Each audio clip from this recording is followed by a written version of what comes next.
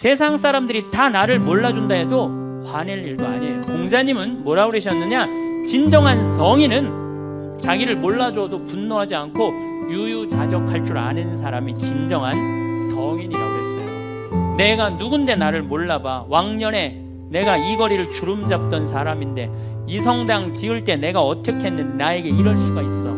내가 시집와서 똥구녕이 찢어지게 가난한 이 집 이렇게 일으켜놨는데 나를 무시할 수 있어? 이렇게 자꾸 자기 도취에 사로잡히면은요, 나중에 다른 사람하고 부닥치게 되고 잘난 척하게 되는 그런 꼴이 된다. 그런 꼴이에요. 여러분들 반대로 모두를 사랑할 수 있어요? 내가 모든 사람들한테 사랑받을 수도 없지만은 반대로 사랑할 수 있느냐?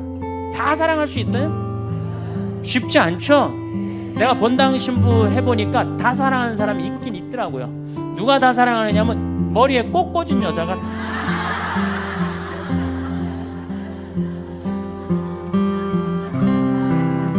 이게 모두를 사랑한다는 게 쉬운 게 아니에요. 근데 우리는 뭐에 지금 쇠뇌가 되어 있느냐면 성당에 나오면 어떻게 해야 된다고 생각해요? 모두를 사랑해야 된다고 생각하지 않아요?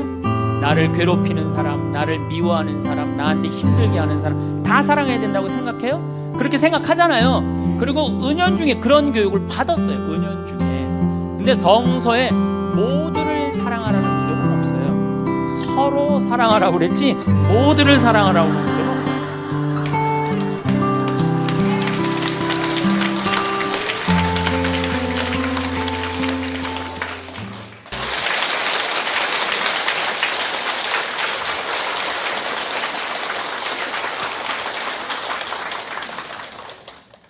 참 예수님, 반갑습니다. 오늘은 우리가 화나십니까? 라는 주제로 강의를 하도록 하겠습니다. 만약에 우리가 인생 살아가면서 이 화만 안 내도 우리 인생이 굉장히 평탄할 것 같아요. 근데 가끔 잘 참다가도 그냥 갑자기 한번 화가 나면은 막 모든 게 막 뒤죽박죽 되시지 않으세요? 저는 이 한국 사회를 보면은 화로 꽉 찬 것 같아. 며칠 전에 그 지하철 2호선에서 할머니 한 분이 손자 같은 그 딸을, 손녀 같은 아이를 머리채를 막 힘도 얼마나 좋으신지 그냥 막 하는 모습을 보면서 아, 정말 우리나라에 화가 꽉 차 있구나. 우리 인생을 살아가면서 분노를 억제하지 못하고 돌이킬 수 없는 잘못을 저지를 때가 참 많아요. 홧김에 어떨 때는 부모도 죽여요. 홧김에 남편도 죽이고 홧김에 아내도 죽이고. 그래서 이 화를 잘 다스린다는 게 굉장히 중요한 것 같아요. 그럼 여러분 언제 화가 나요? 화가 나는 건 언제 화가 나냐면 무시당할 때. 남편이 시댁 식구들 앞에서 아니면 성당 모임에서 아, 우리 마누라는 할 줄 아는 게 아무것도 없다. 얼굴이 잘생겼나, 음식을 잘하나, 성격이 좋으나 마음에 드는 게 하나 없다고 정말로 남편이 구박하면은 정말로 속에서 부글부글 끓죠. 예, 내가 누구한테, 남편뿐만 아니라 다른 사람한테 내가 무시당할 때 우리는 화가 나요. 여기서 분노가 끌어올리죠. 또 남편들은 또 언제 화가 나요? 이 세상에서 아내한테 구박받을처럼 화날 때가 없는 거예요. 당신 월급이 얼마냐? 우리 뭐 먹고 사냐? 누구 남편은 마누라 밍크코트 해줬대더라. 막 이러면은 남편도 막 홧김에 눈이 확 돌아가는 거죠. 여러분들도 남편, 아내 말고 또 누구한테 화날 때, 누구한테 무시당할 때 화가 나느냐면은 자식한테 무시당할 때 화나는 거예요. 더욱이 기가 막힌 거는 5살, 6살짜리한테 무시당하면요 막 끌어올라요. 여러분들 5살, 6살짜리가 막 엄마 말 안 듣고 살살 거짓말 시키면 화나요, 안 나요? 뻔히 이놈이 거짓말하는 거 아는데도 살살 거짓말 시키면 엄마는 막 화가 나요. 그래갖고 엄마가 막 자백하라고 그러죠. 너 이게 거짓말 아니냐고. 그럼 애는 끝까지 감춰요. 그럼 엄마는 그거 감추는 게 화가 나갖고 애를 막 두들겨 패죠. 근데 사실은 여러분들 그 아이들한테 화나는 거는 애가 문제가 있어서 여러분들 마음 안에 화가 꽉 차 있어서 그래요. 아니 그 5살, 6살짜리가 거짓말하면 얼마나 하겠어요. 그리고 자기가 잘못하면은 거짓말하는 건 인간의 본능이에요. 여러분들 국회의원들 청문회 볼 때 보면 거짓말 해야 안 해요? 장관 후보자들 청문회 할 때 보면 거짓말 해야 안 해요? 아니 그렇게 대단한 자리에 올라간 사람도 거짓말 하는데 5살 6살짜리가 거짓말한다고 그게 화가 나갖고 두들겨 패고 그러면 안 되죠. 그리고 뻔히 얘가 거짓말하는 거 알면서도 확인한다고 계속 자백해라, 진실을 말해라. 내가 보니까 거짓말하는 애가 나쁜 게 아니라 그렇게 몰아채는 엄마가 훨씬 나쁜 거예요. 그래갖고 마음 안에 뭐가 있느냐면은 너 한 번만 걸리기만 해봐라. 내가 가만히 두나 봐라. 그래갖고 한 번 걸리면은 한 번만 걸리기만 해봐라라고 95%의 엄마가 별론데요, 자식들한테. 그리고 걸리면은 두들겨 패는 엄마가 한 50%가 두들겨 팬대요. 어렸을 때 자식들한테. 이게 문제죠. 예. 또 누구 때문에 화가 나요, 여러분들? 죽지도 않는 시어머니 때문에 열받잖아요. 그냥 막 90, 100살이 됐는데도 그냥 안 죽고 그냥 건강하고 배고프다고 그러고 밥 내놓으라고 그러고. 또 우리 또 할머니들은 누구 때문에 화나요? 내 마음 몰라주는 며느리 때문에. 그러니까 사실은 화는 어디서 가장 많이 나느냐면 가정 안에서 가장 많이 나는 것 같아요. 다른 데보다는 가정 안에서 자식 때문에, 남편 때문에, 부모 때문에, 아니면 며느리 때문에 화가 나는 거죠.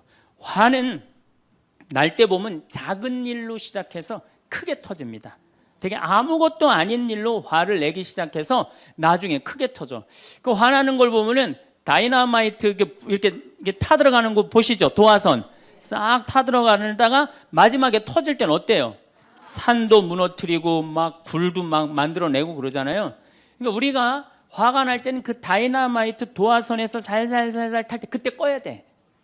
그게 끝에 가갖고 이게 터질 때까지 나를 복구 기다리고 있으면 나중에 큰일 납니다. 여러분들 처음에 집에서 불이 났을 때, 조그만 불이 났을 때 빨리 끄면은 그 다음에는 번지지도 않죠. 근데 그 끄지 않고 그냥 막 계속 놔두면은 나중에 불이 커지면 그땐 끄고 싶어도 꺼요, 못 꺼요? 못 끄는 거예요. 그러니까 화라는 거는 잘 빨리 다스리는 훈련이 필요한 거예요. 내가 김치찌개 저녁에 요즘 배춧값이 너무 뛰었다고 그래서 딴 데 이 배춧값 신경 쓰느냐고 김치찌개를 좀 짜게 끓였어. 남편이 딱 한 숟갈 먹어보니 이놈의 마누라 맨날 끓이는 김치찌개 하나 제대로 못 끓이느냐고. 그럼 부인이 여보 미안해, 요즘 배추 한 포기에 15,000원이래. 그래서 내가 그 어떻게 올 겨울에 김장을 할까 그걸 고민하다가 간 보는 걸 깜빡했어. 그러니까 오늘은 다른 반찬하고 먹으면 다른 날은 내가 맛있게 해줄게. 이렇게 말하는 마누라는 한 명도 없어요. 당신이나 외식 시켜줘 봤어?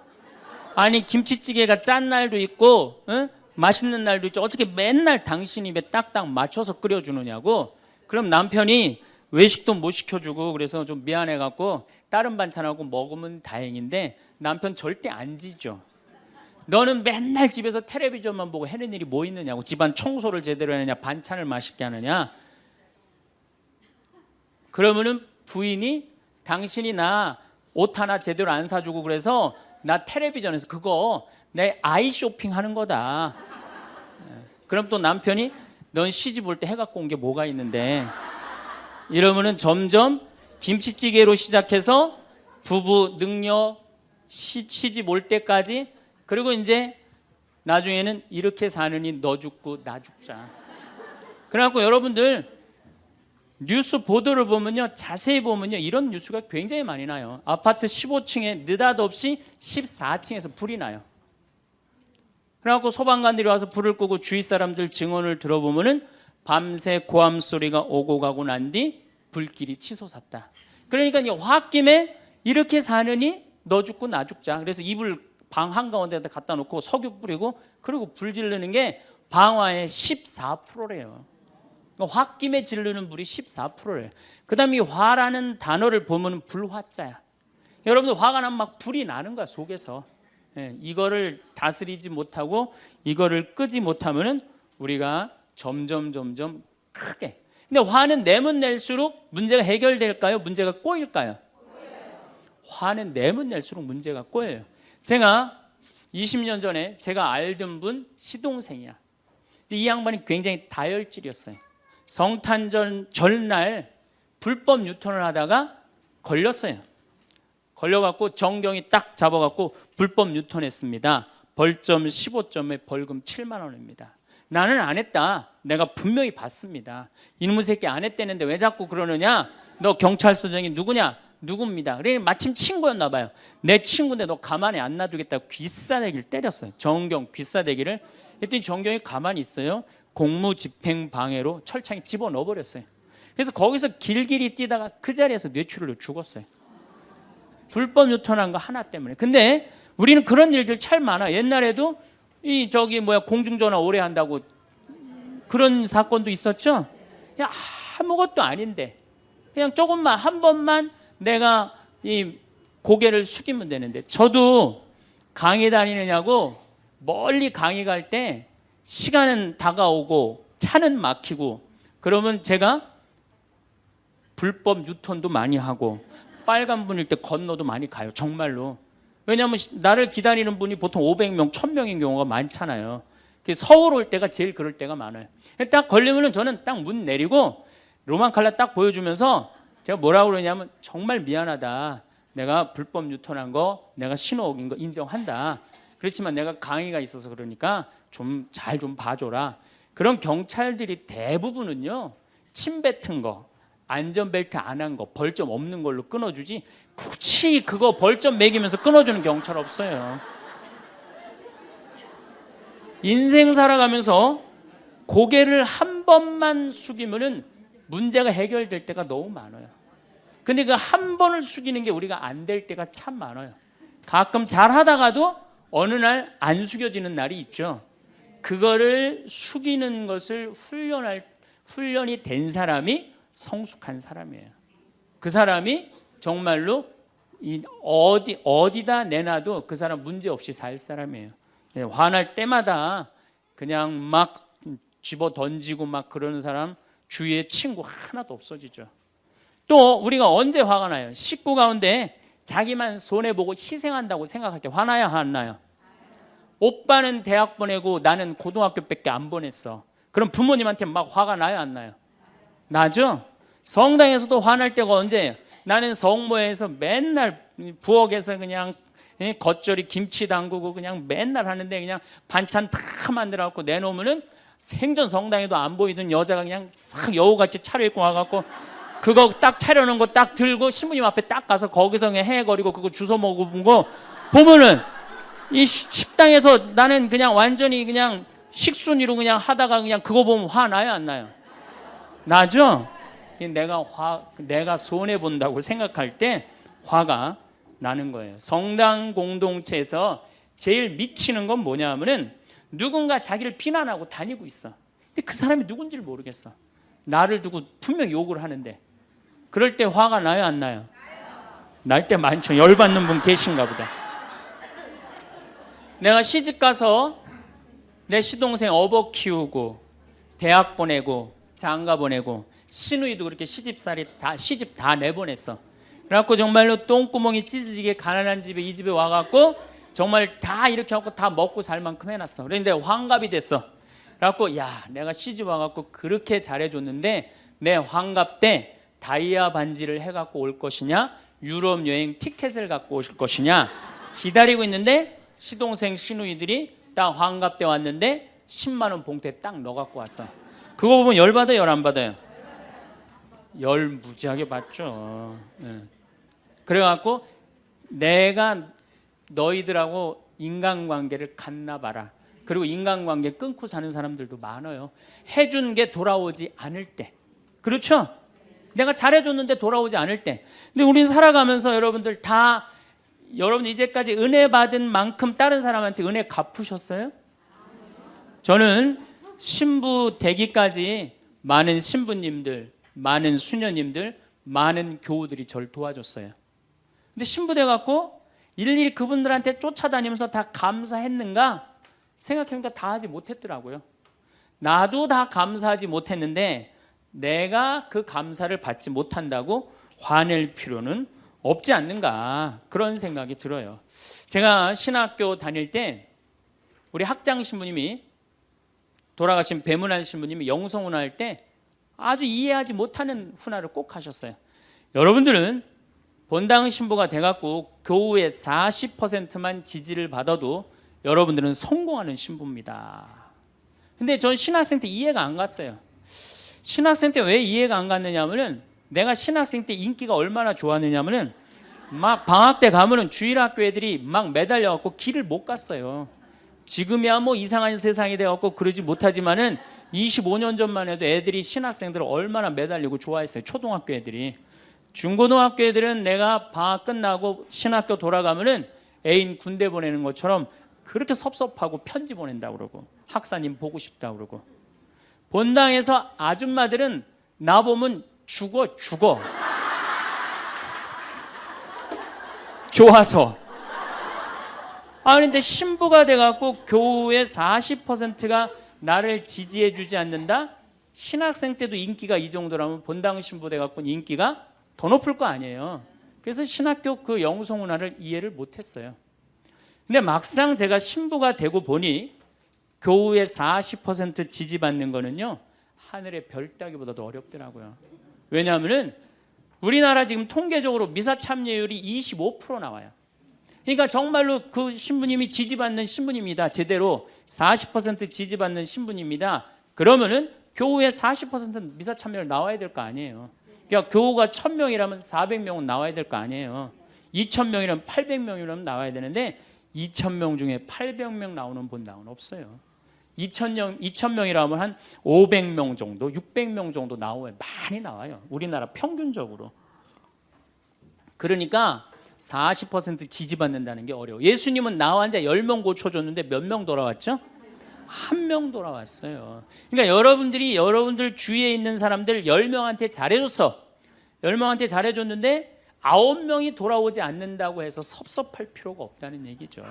그러니까 1명이라도 돌아오면은 다행인 거예요. 그러니까 모든 사람들한테 인정받는 일이 쉬운 일이 아니다. 많은 사람들 화나는 경우가 어떤 경우가 여러분들 화가 많으냐면 자기가 완전한 사람이라고 생각할 때, 자기 판단이 옳다고 생각할 때, 그걸 옳다고 믿을 때 화가 나요.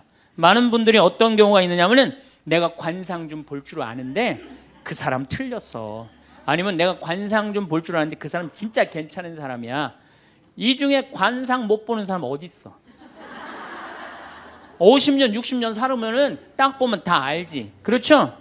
그런데 그게 맞는 경우도 있고 틀리는 경우도 참 많아요. 근데 우리는 어떤 착각을 갖고 있냐면 내가 적어도 판단하는 건 맞다고 생각해요. 다 여기 저를 포함해서 여러분들 모두가 그런 생각을 해요. 근데 그게 허물어졌을 때 화가 나는 거예요. 그게 허물어졌을 때. 제가 지난달에 뉴욕에 강의를 갔었어요. 퀸즈 성당이라는 데서 강의를 했는데 교우들이 진짜 많이 나왔어요.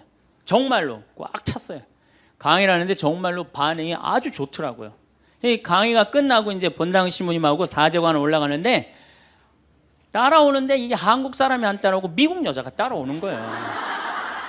미국 여자가 따라와갖고 그러는 거예요. 신부님, 자기가 신부님 강의를 한국말을 잘 못 알아들어서 잘 알아듣지는 못하지만은 너무 감동을 받았다고. 신부님은 정말로 하느님의 사람이라고.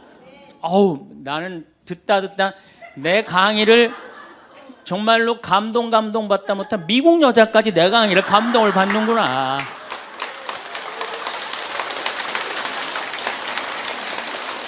그래갖고 기분이 너무 좋아갖고 이제 그 여자하고 얘기를 하고 있는데 본당 신부님이 자꾸 나를 끄는 거예요. 사정안에 빨리 가자고.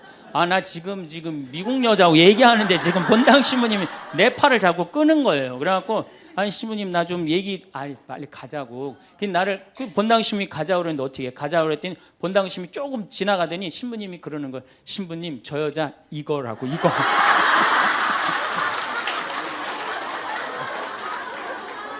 한국에서 강의만 오면은 강의 오는 신부님한테 쫓아다니면서 저런다고. 난 내가 강의 잘해갖고 그런 줄 알았더니 쫓아와갖고 그냥. 내가 성당 봉사한다고 해서 모두가 나를 알아봐 줄 거라고 착각해서는 안 됩니다. 성당에서 열심히 봉사하는 우리 형제 자매님들 가운데 요셉 형제 없으면 우리 성당 쓰러져. 마리아 자매님 없으면 우리 성모에 없어져. 우리 데레사 자매 없으면 성가대 없어져. 그 말 믿지 마세요. 없어져도 성당 잘 돌아가요. 성가대에서 데레사 자매 빠져도 오히려 더 잘 돼. 그러니까 내가 그렇게 대단한 인정을 받는다고, 내가 그런 자리에 차지한다고 생각하는 그때부터 내가 불행해지기 시작하는 거예요. 제가 늘 가끔 드리는 말씀이지만은, 제가 작년 5월 달에 서울 오금동 성당에 강의 갔어요. 강의를 갔는데 그때도 막 많이 모였어요. 여러분들만큼. 그때는 베드로 얘기를 했어요. 베드로가 여러분들 굉장한 분이에요. 만약에 예수님한테 베드로가 없었다면 예수님이 없을 정도로 베드로는 예수님한테 절대적인 존재였어요. 막 그런 얘기를 막 하고 막 그러는데 교우들이 반응이 대단히 좋았어요. 그래서 이제 강의 1강의가 끝나고 쉬는 시간이 됐는데 22년생 할머니야. 머리가 하얀 할머니가 자기가 돌아가신 추기경 형님하고 동갑이라는 거예요. 근데 추기경 형님이 항상 자기하고 친한데 동창이라고 그랬다는 거예요. 추기경 형님, 김수환 추기경 형님이. 근데 자기는 그때 할머니가 88살 정도 됐던 걸로 기억이 나요. 88년 동안 살면서 이렇게 훌륭한 신부님 강의 처음 들었다는 거예요. 이야, 내가 정말로 인기가 많은가 보다. 그래갖고 할머니가 신부님 손을 한 번만 잡으면 죽어도 여한이 없다는 거예요. 이제 이 나이에. 그래서 아유, 할머니 감사합니다. 그리고 할머니 손을 잡았는데 이 할머니 하시는 말씀이, 난 오늘 우리 차동엽 신부님 손을 잡아서 죽어도 여한이 없다는 거예요. 차동엽 신부님 손을 잡아서.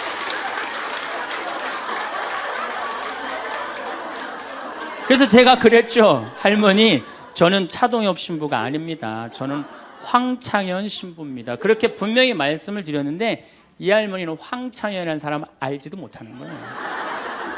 그래갖고 또 뭐 상담하고 싶다는 분들이 있어서 상담을 쭉 하고 있는데 저쪽에 있는 할머니가 안 가고 기다리고 계시더라고요. 사람들이 다 떠나는데 할머니가 또 오셨어요. 이 유명한 신부님 손 한번, 우리 차동엽 신부님 손 한번 더 잡아보자고.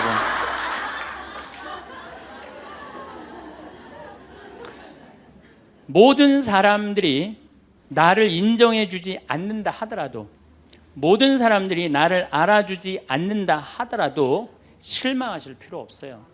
그리고 우리가 인생 살아가면서 모든 사람이 나를 인정해주는 일은 없어요. 그러니까 여러분들 가운데 모든 사람이 나를 좋아해. 이분은 사실은 나중에 불행의 씨를 갖고 있는 분이에요. 화의 씨를 갖고 있는 분이에요. 10명 중에 몇 명만 나를 좋아해도 성공해? 4명만 좋아해도 성공한 거예요.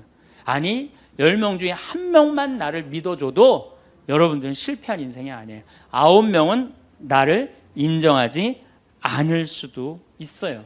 근데 가끔 나는 우리나라 연예인들을 보면 안타까워요. 연예인들 막 인기가 좋잖아요. 인기가 좋은데 막 따라다니잖아요. 막 따라다니는데 그 연예인들 따라다니는 사람들을 보면은 많이 따라다녀 500명, 1000명이야. 그러면은 국민의 5천만 명의 국민 중에 1000명 따라다니는데 그 1000명 속에서 자기가 인기가 완전히 있는 줄 아는 거예요. 완전히 그 1000명 속에서 파묻혀갖고 4999만 9천 명은 그 사람이 누군지도 모를 수 있어요. 그렇지 않아요? 여러분들 요즘 연예인들 막 때로 나와갖고 뛰어다니고 막 춤추는 거 보면 구분돼요, 안 돼요? 난 아무리 알아보려고 그래도 나도 이제 늙어가기 시작하니까 이게 누가 누군지 모르겠더라고요. 나하고 그 사람들하고 아무 상관없어. 그러나 연예인들은 그런 생각을 안 해요. 자기가 모든 사람들한테 인기가 있다고 착각을 해요. 그런데 갑자기 댓글에 그게 노래냐, 그게 춤이냐, 그게 연기냐, 이런 악성 댓글이 올라오면 그때부터 미치는 거예요. 그래갖고 그 악성 댓글을 올려봤자 내가 보기에는 정신 나간 사람이 올리거나 아니면은 자기 마음에 안 드는 사람 올리는데 많이 올려야 50명, 100명도 안 올릴 거예요. 자기를 좋아하는 연예인들은, 저 일반 대중들은 보통 한 5,000명, 10,000명 되면은 그런 악성 댓글을 올리는 사람은 10명, 20명도 안 될 거예요. 근데 그거에 스트레스를 받아갖고 목매갖고 자살하는 연예인들이 참 많아요. 그럴 필요 없다는 거예요. 최진실 씨가 세상 떠난 지 벌써 이제 2년 됩니다. 참 안타까운 연예인이에요. 나는 최진실 씨하고 나이하고 비슷한 연배. 우리 어렸을 때 인기 최고였어요. 정말로. 정말 앞으로도 더 연예 활동을 했으면 우리한테 큰 기쁨을 줬을 거야. 근데 최진실 씨를 좋아하는 사람은 국민이 나를 포함해서 한 3천만 명은 될 거예요. 근데 최진실 씨가 세상 떠날 때 악성 댓글을 한 사람 4사람밖에 안 돼요. 너무너무 안타깝죠. 그러니까 우리가 살아가면서 여러분들도 여러분들한테 막 나쁜 소리를 하는 사람은 한둘이야. 근데 그 한둘도 내가 보기엔 제정신 가진 사람은 아니다. 그러니까 모든 사람들한테 내가 인정받지 못한다고 그래서 화낼 필요는 없다. 제가 17년 전, 벌써 18년 전이네요. 철산성당이라는 경기도 광명 보좌 신부를 했어요. 보좌 신부를 했는데 거긴 교우가 14,000명이야. 14,000명. 예비자 교리반을 딱 맡았는데 100명이 딱 있는 거예요. 새로 신부는 됐지. 그냥 교리 교환을 신학교 때 얼마나 공부를 열심히 하고 준비를 열심히 했어요. 100명이 있으니까 기분이 너무 좋더라고요. 그래서 그냥 교리를 그냥 얼마나 열심히 했는지 몰라요. 근데 한 달이 지났는데 늘어나도 전찬을 판국에 아니 이게 줄어들기 시작하는 거예요. 90명으로 줄어드는 거예요. 2달이 지났는데 80명으로 줄어드는 거예요. 3달이 지났는데 진짜 딱 반토막이 나더라고. 50명으로. 그랬더니 봉사자들이 맥주하고 안주를 사갖고 와서 나를 위로해 주는 거예요. 신부님 실망하지 말아라. 원래 교리반이 이렇게 어중이 떠중이 다 떠나고 이렇게 오리지널만 3개월 지나면 딱 남는다. 그리고 실망하지 말으셔야 되는 이유가 수녀님 반은 더 떨어졌다. 그러니까 실망하지 말아라. 그때 제가 뭐라고 그랬냐면 여러분들은 요한복음 6장도 읽어보지 않았느냐. 요한복음의 6장에 무슨 얘기가 나오는 예수님이 5,000명 먹인 기적 얘기가 나와요. 근데 요한복음 4장에 보면 예수님이 죽어가는 고간의 아들을 살려요.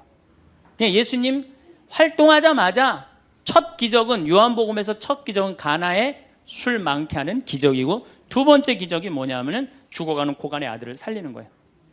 그럼 죽어가는 고간의 아들을 여러분들 본당 신부가 새로 발령받아 와서 내 아들이 암으로 막 죽어가. 근데 신부님이 가정방문 와갖고 내가 안수기도 한번 해볼게. 그래갖고 안수기도를 해줬는데 암으로 막 죽어가려고 그러는 아들이 살아났어. 그럼 그 신부님 인기가 본당에서 어떨 것 같아요? 성당 안 나오던 교우들도 그 신부님 구경하러 다 나올 거 미사 참여에. 예수님 엄청나게 따라다녔어요.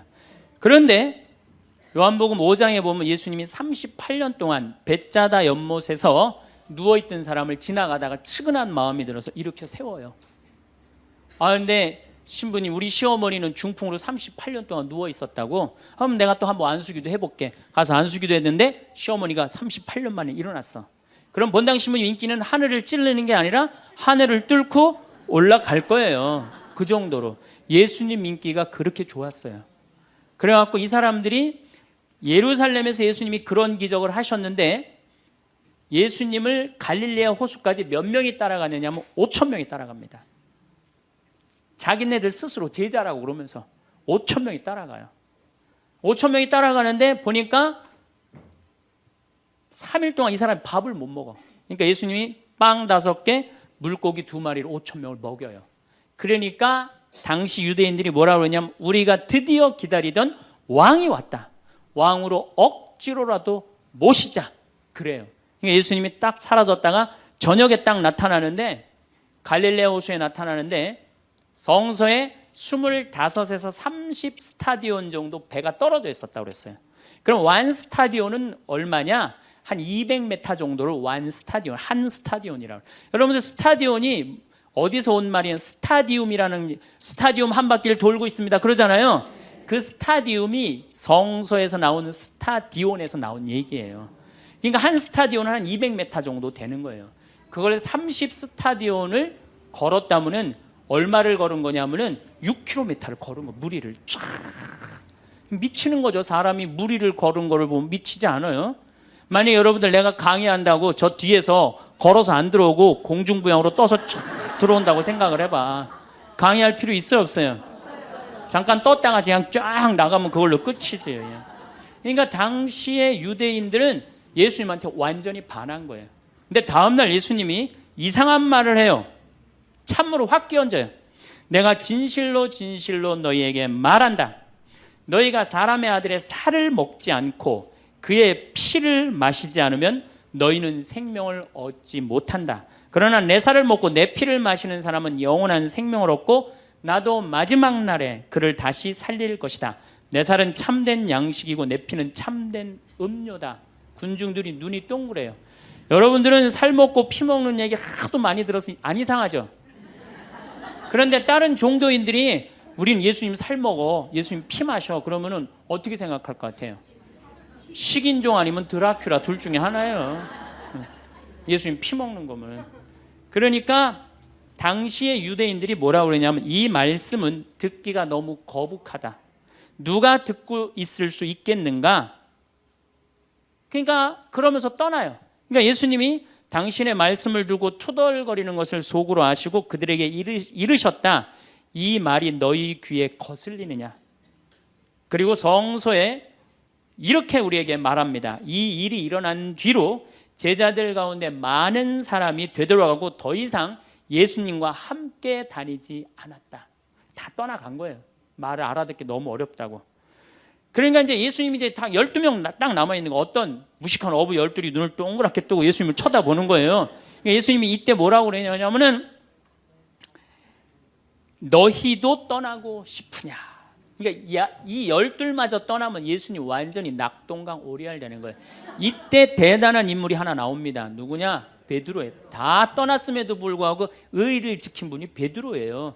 당신은 영원한 생명을 주시는 말씀을 가지고 있는데 우리가 어디를 갑니까? 그리고 예수님은 이 12하고만 다니세요. 그리고 요한복음 6장 다음에 7장에는 뭐라고 써 있느냐면은 이들이 예수님을 죽이려 함으로 예수님은 더 이상 공식적으로 돌아다니지 않고 몰래 숨어서 갈릴레아만 다니셨다고 그래요. 그러니까 이 12하고만 그냥 돌아다닌 거 죽이려고 그러니까 피해서. 그러니까 예수님 그렇게 죽어가는 고간 아들 살리고 38년 동안 배짜다 연못에 누워있던 사람 살리고 5,000명 먹이고 생 난리를 쳐갖고 막 5,000명이 따라다니다가 결국은 몇 명 건졌느냐? 12명 건진 거예요. 여러분들 5,000명 중에 12명 건진 예수님이 나요? 100명 중에 50명 건진 제가 나요? 누가 나요? 내가 낫지 않아요? 아니 내가 예수님보다 나은데 뭐 그 예비교 50명 떨어졌다고 실망할 게 뭐 있어. 나는 가끔 한심한 레지오 단장들이 있어요. 신부님 우리 단원이 10명인데 오늘 2명밖에 안 나왔습니다. 그래서 둘이서 울면서 개응을 했습니다. 우리 레지오 해체해야 될까 봅니다. 이렇게 오는 단장이 있는데 한심한 단장이죠. 10명 중에 2명 나왔다 그러면 20% 지지받는 단장이야. 자, 5,000명 중에 12명 남긴 예수님이 나요? 10명 중에 2명 나온 단장이 나요? 누가 나? 단장이 훨씬 나은 거예요. 또 요즘 우리나라 구역 반모임 활성화를 위해서 굉장히 많이 노력하죠. 근데 많은 경우 반장님들, 구역장님들이 실망해요. 우리 구역이 10세대인데 3세대밖에 안 나온다. 4세대밖에 안 나온다. 이렇게 실망하는 분들이 굉장히 많아요. 그러면은 10세대 중에 3세대나 4세대 나오면 이건 본당 신부보다 난 사람이에요. 예수님보다는 뭐 더 난 사람이고 실망할 필요가 뭐가 있어. 예수님 뭐라고 그러냐면 너희 중에 단 두세 사람만 모여도 내가 그곳에 함께 있겠다. 그러면 됐지 뭐 이렇게 욕심이 많아요. 그러니까 여러분들 모든 사람들한테 인정받는 건 쉬운 일이 아니고 인정받으려고 할 때 우리 인생이 피곤해지고 화가 난다 이거예요. 제가 2년 전에 평화방송에 강의를 한 2달 정도 했어요. 많이 한 것도 아니에요. 2달. 그런데 정말로 인기가 대단하더라고. 막 전화가 얼마나 오는지. 특히 천주교 교우들은 의외로 전화를 안 하더라고. 개신교 성도들이 얼마나 전화를 많이 하는지 몰라요. 신부님 너무너무 설교 좋다고. 예. 천주교 교우들은 왜 전화하느냐 하면은 천주교 교우들은 원래 입이 무겁잖아요.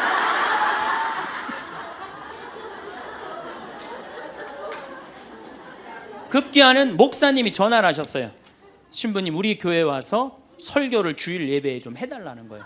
그래서 제가 주일 예배에 가서 설교를 했어요. 그때 이번에는 천안에서 스님이 전화를 하셨어요. 우리 절에 와서 설법을 해달라고. 더욱이 나는 그 주지 스님을 아직도 잊지 못하는데 참 좋으세요. 겸손하시고. 상좌에 앉혀서 제가 설법도 주일날 했어요. 뭐 인기가 뭐 천주교, 개신교, 불교 막 올라가는 거예요. 기분이 끝내줬는데 갑자기 전화가 한 통 왔어요. 평촌에서 사는 할머니야. 근데 이 할머니가 전화를 우리 직원한테 황창현 신부를 바꾸라고 전화가 온 거예요. 근데 문제는 황창현 신부님을 바꾸라는 건 좋은 말 하려고 전화한 거예요. 근데 황창현 신부를 바꾸라는 건 따지려고 전화한 거예요. 전화를 딱 받았더니 당신은 정의구현 사제단이냐 딱 그렇게 물어보는 거예요. 그래서 난 정의구현 사제단이 아니다 그랬더니 정의구현 사제단도 아닌데 왜 운하를 반대하느냐. 우리나라 경제가 살려면 운하를 해야 된다. 젊은 신부가 경제도 모르고 사회도 모르고 정치도 모르는 신부가 방송에 나와서 운하가 안 된다고 1시간 동안 떠들면 되겠느냐. 그리고 당시 수원교구 주보에다가 운하 안 된다고 한 달을 주보에다 써내는데 그 60만 명 70만 명이 있는 주보에다 그런 글을 쓰면 되느냐. 그리고 당신 앞에 행복론 강의도 하나도 재미없었다. 나와서 방송 나와서 강의하지 말아라. 그래서 전화를 탁 끊는 거예요. 제가 기분이 좋았겠어 나빴겠어요? 기분은 나빴지만 그 할머니 때문에 화를 주체하지 못해서 내가 목을 매갖고 자살을 해야 되겠다 이 생각은 안 했어요. 생각이 다 틀린 거예요. 생각이 틀리고 상황이 다 틀린 거예요. 내 강의를 듣는 사람이 10,000명이라면 10,000명 중에 5,000명은 나하고 생각이 같을 수 있어요. 근데 5,000명은 나하고 틀릴 수 있어요. 5,000명이 틀리다고 그 5,000명 때문에 화낼 필요는 없다. 아, 나하고 틀릴 수도 있구나. 이렇게 생각하면 마음이 편안하거든요. 근데 그런 것 때문에 뭐 화를 내고 열낼 일이 뭐가 있어요. 또 한 번은 내가 노인에 대한 강의를 했어요. 우리 이제 안 죽는다. 우리 이제 100살까지 산다. 110살까지 산다. 그러니까 자식들한테 재산 물려주지 말고 다 여러분 위해 쓰다가 죽어라. 그리고 통장에 얼마만 남기면 되냐? 500만 원만 남겨라. 500만 원만. 그렇게 마음껏 쓰다가 죽을 때는 돌아다니다 지치면은 그냥 죽을 땐 꼴까닥 죽어라. 네, 이렇게 강의를 했더니 정말로 할머니들이 이번에는 전화를 무지하게 하는 거예요. 너무너무 내 노년을 확실히 알려줘서 고맙다고. 이번엔 순천에 있는 할아버지가 전화를 하셔서 신부님 저는 70 먹은 노인인데 침례 교회를 다닙니다. 근데 신부님 강론을 듣고 가슴이 뻥 뚫렸다는 거예요. 내가 남은 인생 30년이나 남았는데 어떻게 살아야 되는지 너무너무 잘 들었다고. 근데 신부님이 다음 주에 이제 돈 다 쓰다가 꼴까닥 죽는 방법을 알려준다고 그랬는데 그 주간에 당신이 어딜 가갖고 못 들었대 내 강의를. 그래갖고 꼴까닥 죽는 방법을 알려달라고 전화를 했더라. 야, 정말로 순천의 할아버지도 나한테 전화를 기분이 너무너무 좋더라고요. 근데 하느님은 참 짓궂게도 그 전화 끊자마자 이번에는 저 부산에서 전화가 왔어요. 황창현 신부를 바꾸라고. 전화를 딱 받았더니 당신이 황창현 신부냐고. 내가 황창현 신부라. 당신 요즘 왜 그런 강의를 방송에서 나와서 해서 집안을 평지 풍파를 일으키느냐. 그러니까 내 강의를 듣고 시어머니일 거예요. 시어머니가 내 강의를 듣고 며느리를 불러서 한 소리 한 거지. 나 안 죽는데더라. 너 나 위에서 쓰다가 나 통장에 500만 원만 남길 테니까 나한테 유산 받을 생각 꿈도 꾸지 말아라. 그렇게 이제 얘기를 한 거야. 그러니까 그냥 열받으니까 나한테 전화를 한 거죠. 그런 강의 하지 말라고. 그리고 그 다음에는 한마디 더 하더라고요. 당신 강의하는 거 재수 없다고. 그래서 저는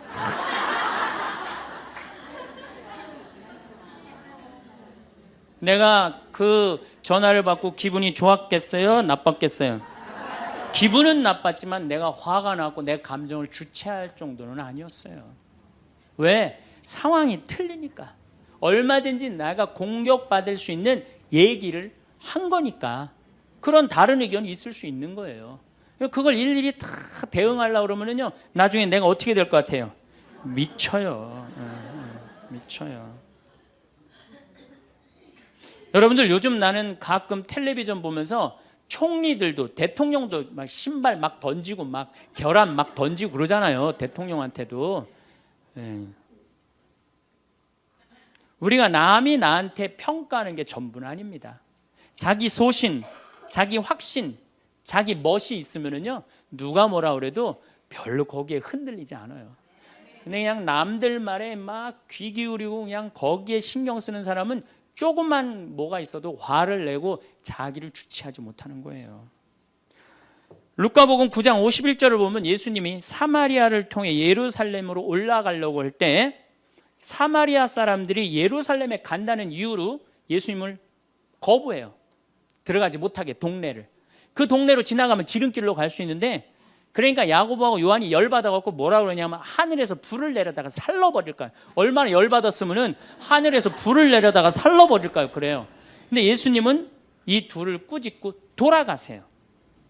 예수님도 돌아가는데 우리가 화가 난다고 그냥 열 지르는 사람마다 전부 다 정면 돌파할 필요는 뭐가 있어요?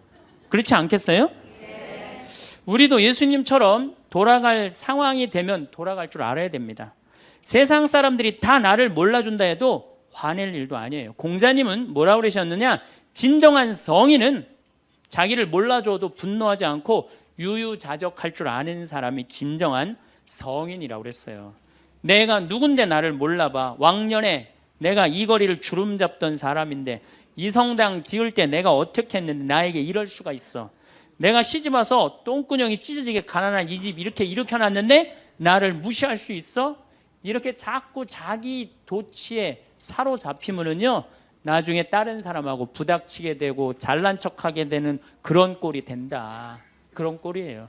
여러분들 반대로 모두를 사랑할 수 있어요? 내가 모든 사람들한테 사랑받을 수도 없지만은 반대로 사랑할 수 있느냐? 다 사랑할 수 있어요? 쉽지 않죠? 내가 본당 신부 해보니까 다 사랑하는 사람이 있긴 있더라고요. 누가 다 사랑하느냐면 머리에 꽃 꽂은 여자가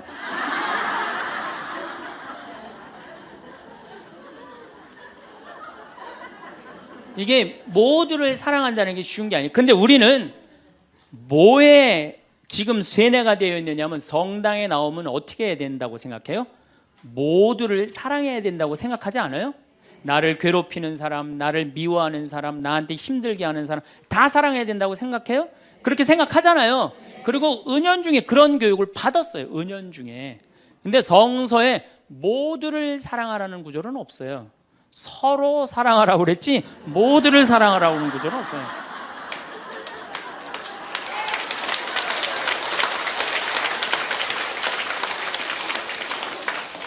그러면은 이 모두를 사랑하는 게 얼마나 어려우느냐 이 얘기만 하고 다음 시간에 얘기하도록 하겠습니다. 사람은요, 동그란 사람이 있고 네모난 사람이 있고 세모난 사람이 있고 별난 사람이 있어요. 그렇죠?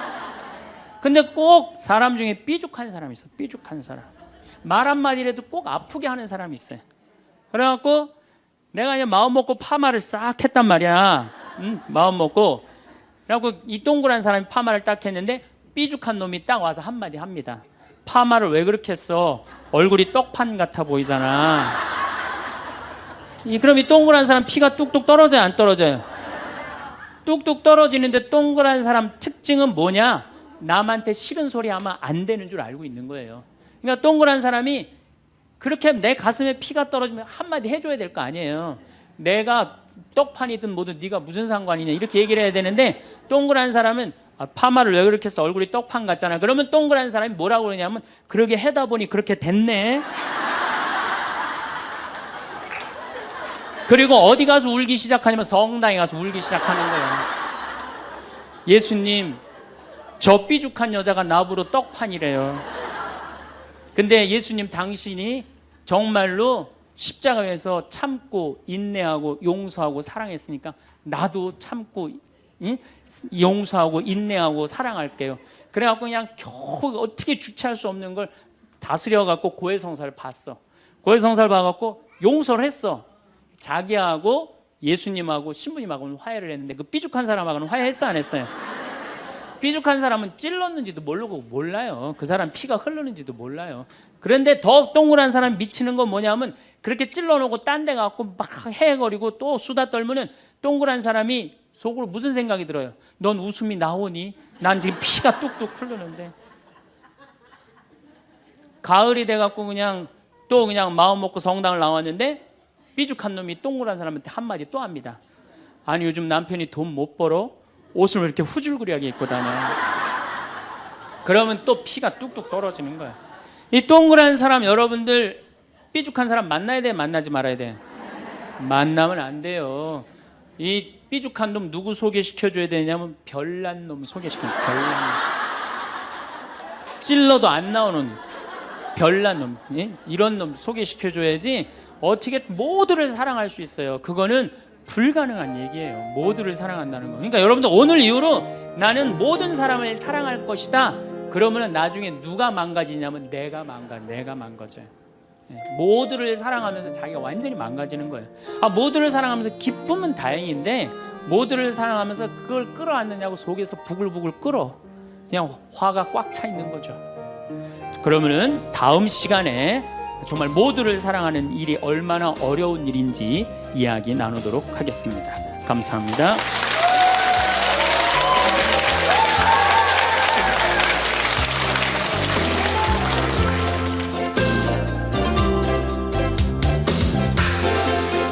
오늘 황창현 신부님의 행복특강 어떠셨나요? 화가 났을 때 어떻게 흥분을 가라앉히고 진정하는 방법이 정말 인상 깊었습니다. 이번 설날에도 고향으로 올라오는 자식들을 만났나요? 그런데 정말 화목한 가정처럼 행복한 모습이 보였나요? 만나기만 하면 싸우고 감정이 쌓이고 울분이 쌓이진 않았나요? 그런데 돌아보면 정말 시덥지 않은 걸로 싸우곤 하는데 말이죠. 사소한 것 가지고 싸우다가 오랫동안 묵혀뒀던 감정을 드러내는 순간 일은 커지기 마련입니다. 화를 낸다고 할 때 이 화자가 불화인데요. 처음 작은 불씨가 있을 때 제때 끄지 않는다면 걷잡을 수 없이 커지게 됩니다. 작은 불씨를 끌 때에는 아프긴 하겠지만 내가 조금이라도 희생해서 끄지 않는다면 앞으로 막기가 더 어려워집니다. 내가 좀 더 아량한 마음으로 넓은 마음으로 품어주고 감싸 안으면 될 텐데 뭔가 내가 용서를 구하면서 낮아지면 뭔가 손해보는 것 같고 내가 업신여김을 받는 것처럼 느껴지나요? 사실 용기는 더 성숙한 사람이 하는 겁니다. 화를 낸다고 그 사람이 더 강력한 사람이라 느끼는 건 착각입니다. 그러면 우리는 화를 아예 내면 안 될까요? 화를 내는 건 잘못된 감정인 걸까요? 아닙니다. 우리의 감정 중에 잘못된 감정은 없습니다. 분노도 마찬가지입니다.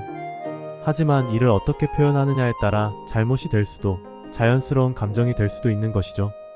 가족과 같이 식사를 차리면서 혹은 밖에 나가 외식을 하면서 부닥치는 일이 종종 발생하곤 합니다.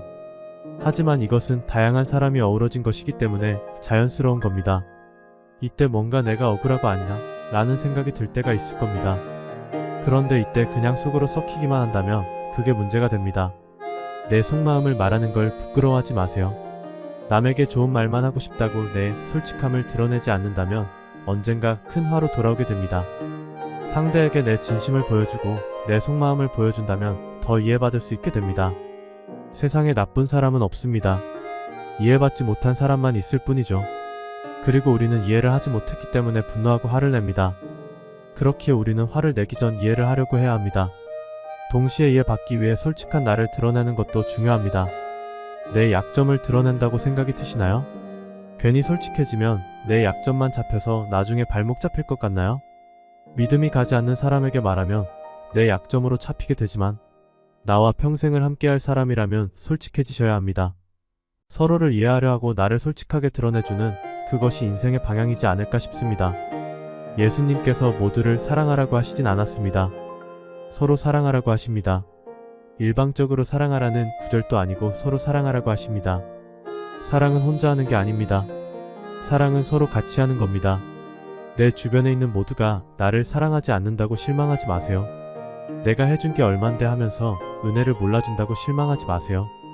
우리도 우리한테 도와준 모든 사람에게 다 감사함을 표하고 100% 알아주지 않았습니다. 우리는 모두에게 사랑할 수 없고 모두에게 사랑받을 수 없다는 걸 알아야 합니다. 예수님이 기적을 행하시고 5,000명의 사람이 뒤따랐습니다. 그런 예수님도 12명의 제자가 남았습니다. 우리라고 별 수 있습니까? 10명 중에 1명이라도 나를 알아주고 인정해준다면 그걸로 된 겁니다. 주변 모든 사람에게 이쁨받고 인정받는 사람이 부럽나요?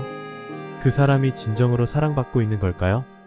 겉으로 보기엔 대단해 보이고 인기가 많아 보일지 몰라도 그 뒤의 모습은 진정성이라고는 없는 공허한 모습만 남아있을 뿐입니다.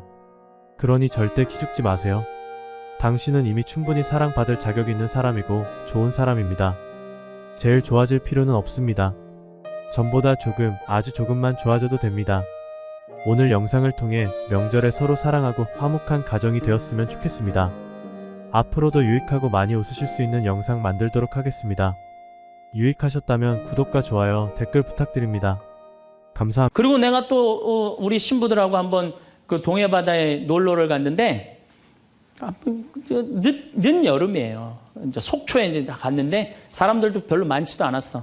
근데 막 한 젊은 애가 한 100kg가 되는 애가 튜브를 하고 막 자꾸 바닷속으로 들어가더라고. 여자친구가 빨리 나오라고. 근데 얘는 뭐 와라 막 그러는데 설악산에서 바람이 불어갖고 튜브가 뒤집어진 거야. 그리고 얘가 난 수영할 줄 알았는데 쑥 들어가더라고요. 그 나오지 막 살려달라고 그러더라고. 또 쑥 들어가는데 또 아무도 안 가더라고. 그래도 뭐 어떻게 해. 신부인데. 그래갖고 그냥 내가 막 쫓아 들어갔어요. 그랬더니 뭐 또 여기서 야 튜브 갖고 들어와. 걱정하지 마. 그래갖고 가보니까 너무 살이 찐 거예요. 그래갖고 그냥 다시 그냥 나와갖고 튜브를 다시 갖고 들어가갖고 목을 걸어갖고 끌고 나와갖고 물을 얼마나 얘가 토해냈는지 그 여자친구가 내가 너 때문에 못 쓴다고 막 때리고 그러는데 야 내가 죽은 사람도 내가 건져냈는데 술만 먹으면 이제 교우들한테 자랑을 하는 거예요. 내가 이런 사람이라고. 응. 근데 여자 하나가 신부님 훌륭하십니다. 대단하십니다. 여러분들처럼. 그럼 내가 얼마나 기분이 좋아요.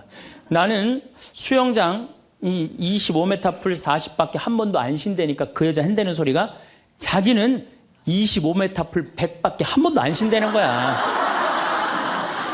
아니 그럴 때 교우가 신부가 그렇게 말하면은 아우 신부님 대단하십니다. 그럼 얼마나 좋아요. 자기도 이제 잘난 척 하고 싶은 거지. 머리채를 다 확 젖뜯고 싶더라고요.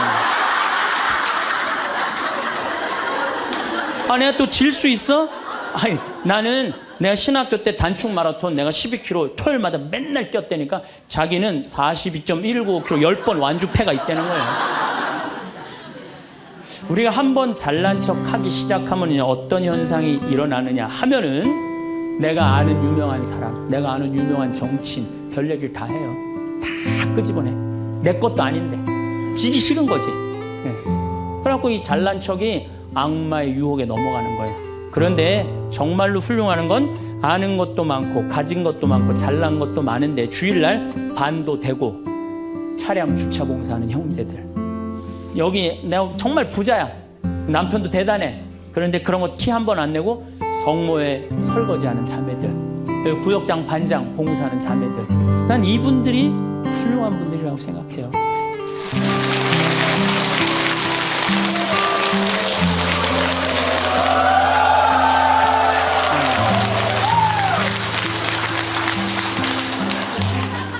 참예수님. 네, 오늘은 유혹과 행복이라는 주제로 두 번째 시간을 강의를 하도록 하겠습니다. 지난주에 우리가 예수님께서 돌더러 빵이 되라는 유혹 받았다고 그랬죠?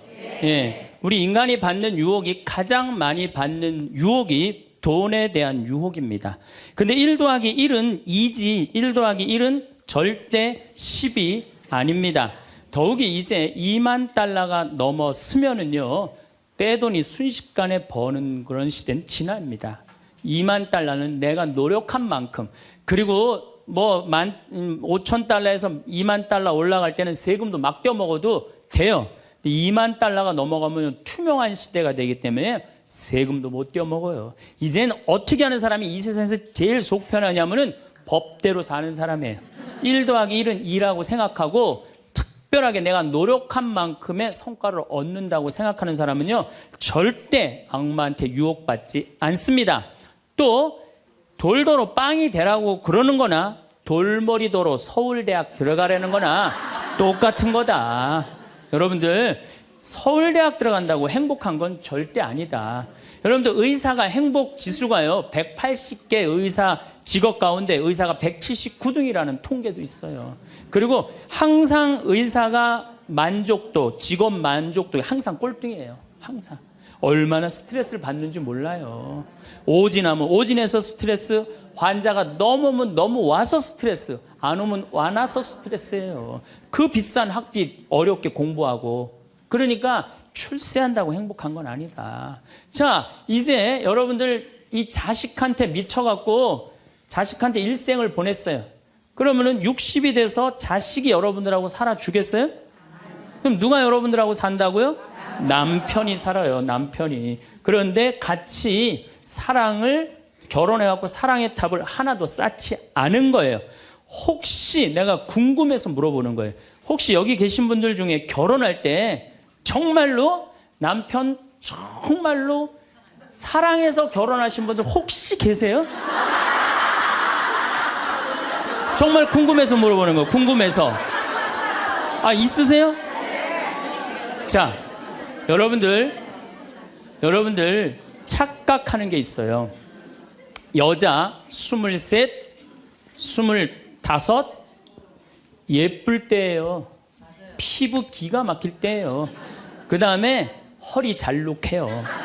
허리 잘록해갖고 치마 입혀놓으면요 너무 예뻐. 맵시도 나고요. 피부도 좀 전에 30살 먹은 반장님 내가 봤는데 좀 예술이야. 30살만 해도 예, 가슴도 예쁘고. 그런 이 에스트로겐이 이 23, 5때는 에스트로겐이 막 쏟아져 나오는 거예요. 막 쏟아져 나오는 거예요. 이런 예쁜 여자를 27, 8살 먹은 남자가요 웬만하면은요 반하게 돼 있어요. 그건 사랑해서 반하는 게 아니에요. 젊은 남녀가 만나면은요 끌리게 돼 있어요. 그거는 사랑하는 감정 때문에 끌리는 게 아니라 그 나이 때는 도파민이라는 호르몬이 나와서 끌리는 거예요. 도파민이라는 호르몬. 그래갖고 끌려갖고 이제 데이트라는 걸 해요. 데이트를 했는데 이 남자 여자가 같이 데이트를 하면은 손도 잡고 막 그러잖아요. 손도 잡고 팔짱도 끼면은요 너무 행복하고 황홀해요. 그럼 이 남자를 사랑해서 황홀한 게 아니에요. 요 단계, 다음 단계에 들어서면은 페닐에틸암이라는 호르몬이 나와서 황홀한 거예요. 예. 근데 막 안고 뽀뽀를 했는데 막 구름 위를 둥둥 떠다니는 것 같아. 이건 사랑해서 둥둥 떠다니는 게 아니에요. 이거는 옥시토신이라는 호르몬이 나와서 둥둥 떠다니는 거. 옥시토신이라는. 이거는 놀랍게도 마약보다 더 강해요. 그래갖고 마약 하루라도 안 맞으면 미치죠. 연애할 땐 똑같아요. 하루라도 그 남자 안 보면 미칠 것 같은 거예요. 이건 사랑해서 미치는 게 아니에요. 마약보다도 더 강력한 물질이 나와야 되는데 그 남자를 만나야지 나오는데 안 만나면 안 나오잖아. 그러니까 막 보고 싶고 막 미치는 거예요. 그래서 상사병이 걸리는 거예요. 그래서 상사병이 걸리는 거예요. 사랑해서 상사병이 걸리는 게 아니에요. 이 호르몬이 쏟아져 나와야 되는데 그걸 부모가 막거나 로미오와 줄리처럼 가족이 집안이 막거나 이러면 미치는 거예요. 그래갖고 그냥 부모가 반대를 했는데도 엄마 난 저 남자 없으면 난 죽을 것 같아. 이때는요 이성이 수독돼 버려요. 이성이 마비가 돼요. 눈에 갑자기 콩깍지 확 껴요. 판단력이 없어져요. 그래갖고 나쁜 남자, 능력 없는 남자, 그런 남자도 좋은 거예요. 그 남자 없으면 죽을 것 같으니까. 그래서 중내 사내 해갖고 결혼을 시켜요. 그래갖고 결혼을 시키고 그냥 한 집에서 그냥 살면 깨가 쏟아지지. 근데 이제 애가 딱 하나 나오면은 놀랍게도 이 3가지 호르몬이 딱 멈춰버려요. 안 나와요. 이게 죽을 때까지 나오면 다행인데 600일 나오고 딱 멈춰버려요. 자, 여러분들 여기 지금 한 50, 60 되신 분들 처녀 때 막 가슴 막 방망이 지고 막 그런 기분 지금도 느껴요? 지금도 그런 거 나오는 분들 계세요? 그거는요 똑같은 사람인데요 호르몬의 문제예요. 호르몬의 문제예요. 이거는 우리가 이해하지 못하는 건데 아주 중요한 거예요. 아주 중요한 거예요. 여자를 보면 막 가슴이 막 뛰고 막 손만 만져도 그냥 1년 동안 막 그 느낌이 그냥 가고 막 이러는 게 다 호르몬은 사랑 때문에 그런 게 아니라니까요. 그럼 호르몬이 멈췄는지 어떻게 알 수 있느냐? 어떻게 알 수 있느냐? 젊었을 때는 치마만 입고 그냥 브라우스만 입어도 그냥 남자가 그냥 가슴이 나 터질 것 같다고 너 보면 너무 행복해서. 그런데 결혼해갖고 애가 하나 나와갖고 옷을 벗고 왔다 갔다 하는데 남편이 이러는 거예요. 야, 춥고 안 보이잖아. 왜 왔다 갔다 해? 테레비 앞에서 빨리 비켜. 아니 옷을 벗고 왔다 갔다 하는데도 테레비 안 보인다고 비키라고 그러면요 이 호르몬은 딱 멈춘 거예요. 끝난 거야. 이건 끝난 거예요. 근데 놀랍게도 우리가 어떤 착각을 하느냐면은 사랑이 식었다고 생각해요. 사랑이 식었다고. 그게 아니에요. 이 호르몬이 쏟아져 나올 때 하느님이 남녀를 묶어준 거예요. 그럼 결혼을 해서부터 사랑의 탑을 쌓아가야 돼. 계속 싸가야 돼. 근데 우리는 딱 결혼하자마자 엄마는, 이 문제는 애가 하나 나오면 여자는 옥시토신이 계속 나와요. 왜 계속 나오냐면 젖을 먹이면서 애가 막 까무락까무락 그러는 거 보면서 아장아장 걷는 거 보면서 남자 없어도 돼. 얘만 있어도 돼. 그냥 얘한테 미치는 거예요. 그럼 남자는 또 뭐를 갈구하냐면 도파민을 갈구해요. 도파민이라는 건 남녀가 처음 만났을 때 첫눈에 반하는 때 나오는 호르몬이에요. 그러니까 이제 부인한테는 안 나오는 거야. 그냥 나가서 술집에 젊은 여자한테 전전긍긍하면서 그냥 그 도파민 맛을 계속 느끼는 거예요. 그 여자는 자식 키우는데 미쳐 있고 남자는 나가서 돈 버는데 바깥에서 미쳐 있는 거예요. 그렇게 30년 동안 남남으로 사는 거예요. 남남으로 살다가 남자는 이제 60이 넘어갖고 사회에서 가라고 그러니까 집에 들어오고, 여자는 이제 자유롭게 살라고 그랬더니 이게 뭐 완전 체인징 파트너를 하는 거냐. 그래갖고 남편이 집에 들어왔고 사랑이 하나도 없는 사람, 사랑하는 사람 밥 세끼 차려주는 것도 힘든데 사랑하지도 않는 남자 밥 세끼 차려주는 거 좋아요, 나빠요? 나빠요? 좋아요? 이게 뭐 자기는 손이 없어, 발이 없어, 손 하나 까딱 안 하고 밥 세끼 차려내라면 뭐라 그러면서 차려줘요? 부엌에서 삼식이. 이 뒷말은 내가 안 하겠어요. 방송에 나가갖고 밥 세끼 차려달란다고. 두 끼 차려달라면 뭐라 그래? 두 식이 그냥 밥 세끼 차려달라고. 그런데 옥시토신이 계속 나오는 부부들이 있어요. 결혼하고부터 같이 여행도 다니고 포장마차도 가고 산책도 다니고 서로 그냥 위해주고 이런 부부들은 60이 되면은요, 남편이 이런 생각이 든대요. 나한테 시집 와줘갖고 애 낳아주고 살림 살아주고 너무 고맙다. 만지기만 해도 너무너무 행복하대요. 그런 사람들은 계속 옥시토신이 나온대요. 여자도 마찬가지래요. 여자도 내가 이 험난한 세상에 저 남자 만나서 저 남자가 바람막이 다 대주고 내가 정말 행복하게 살았다. 보면 너무너무 고마운 거야. 이 두 부부는 60이 넘어도요, 서로 만지기만 해도 행복하다는 거예요. 옥시토신이 나오는 부부들은요, 여보, 남편이 그런데요. 여보, 나 내일 산에 갈 거거든. 아침 점심은 내가 알아서 먹을 테니까 당신 애들도 없는데 걱정하지 말고 당신 푹 쉬었다가 나 저녁만 해줘. 이러면요, 이때부터는 남편을 부르는 용어가 달라져요. 님자를 붙여줘요. 우리 집 일식님은 한 끼밖에 안 드신다고. 얼마나 고마워하는지 몰라요. 그런데 남편이 밥을 한 끼도 안 먹는다, 집에서. 이건 너무 고마운 거예요. 여러분들, 우리 어머니 아버지가 결혼 63주년이 됐어요. 60년 때 어머니가 이러셨어요. 나 60년 동안 밥 해먹는 건 지겹다고. 그랬더니 아버지, 내가 직접 들었어요. 아버지 하시는 말씀이 60년 동안 밥하는 거 했었지. 이제부터 내가 해서 먹을게. 그래서 우리 아버지가 해서 드세요. 집에서 한 끼도 부인한테 상 차리라고 안 하면은 이때부터는 대통령 아들 대접해 주는 거예요. 영식님을 대통령 아들이라고 부르는 거거든요. 우리 집 영식님은 한 끼밖에 한 끼도 안 드신다고. 그런데 이 남편이 밥 세끼 차려달라는 것도 모자라서 간식을 내놓으라고 그러네. 그럼 뭐라 그래? 간나이. 간식 차려내란다고. 그런데 간식을 종종 차려내라고 그러네. 그럼 뭐라 그래? 종간나이.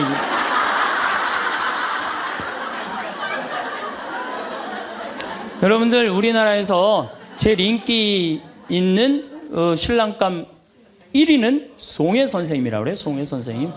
송혜 선생님은 전국 노래자랑하러 다니느냐고 생전 집에서 밥을 안 먹는데.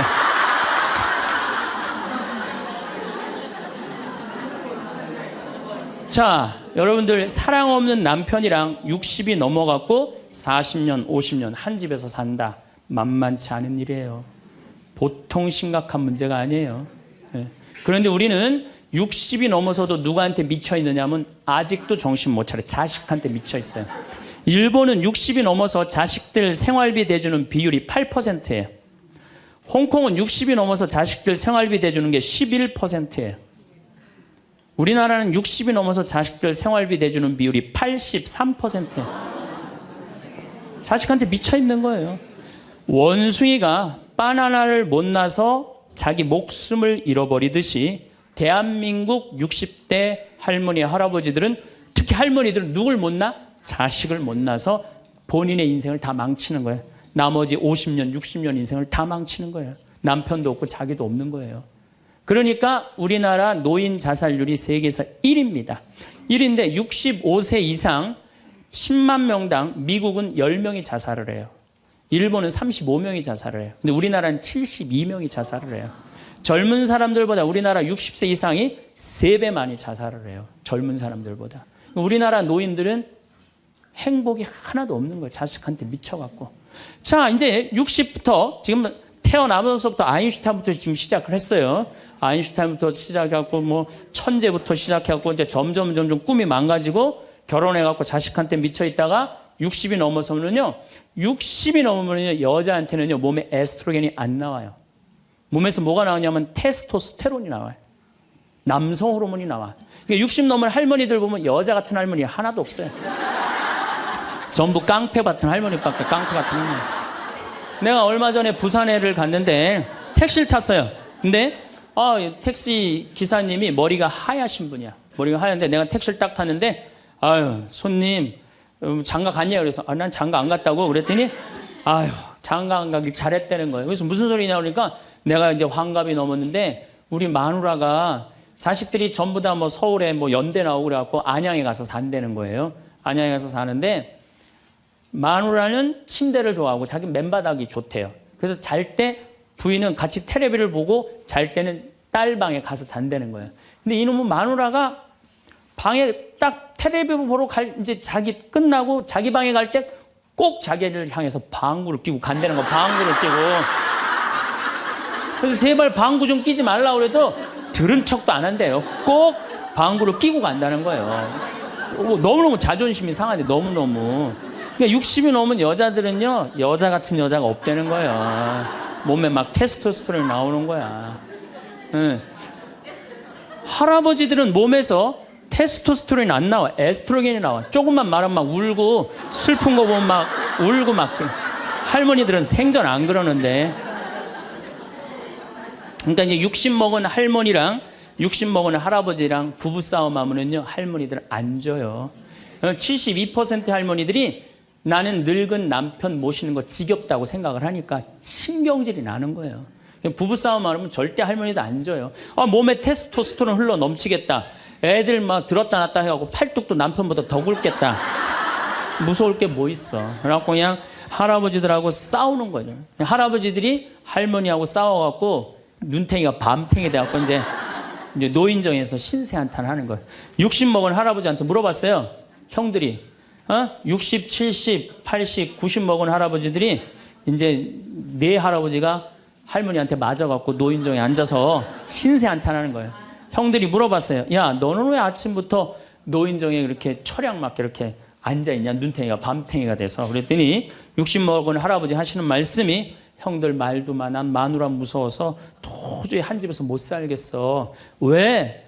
그래서 아침에 국이 짜다고 투정을 좀 부렸더니 마누라 한다는 소리가 짜면 짠 대로 먹지 뭐 이렇게 말이 많으냐고 두들겨 패갖고 눈탱이가 밤탱이 됐다는 거예요. 아니 그러는 형은 왜 눈탱이 밤탱이 됐냐고 그러니까 이놈의 마누라가 해만 뜨면 가방을 여러분도 오늘 가방 들고 나왔죠. 해만 뜨면 가방을 들고 그냥 어딜 나가길래 나 밥 안 차려주고 어딜 그렇게 나가냐고 그러니 내가 나가 돌아다니는데 당신 보태준 게 뭐 있느냐고 두들겨 패갖고 눈탱이 밤탱이 됐다는 거예요. 그러는 형은 왜 눈탱이 밤탱이 됐냐고 80 먹은 형한테 물어봤어요. 그랬더니 80 먹은 형이 하시는 말씀이 난 집에 있는 게 하도 심심해서 마누라 나가는 길에 나도 따라 나가면 안 되냐 그랬더니 어딜 따라 나오냐고 그러고 두들겨 패갖고 눈탱이 밤탱이 됐다는 거예요. 90 먹은 그러는 형은 왜 눈탱이 밤탱이 됐냐고 그러니까 그래서 아침에 눈을 떴더니 마누라가 밤새 안 죽고 또 눈 떴다고. 그래갖고 요즘에 90 먹은 할아버지들이 고민이 많대요. 아침에 일어나갖고 눈을 떠야 되는 건지 말아야 되는 건지 고민이 많대.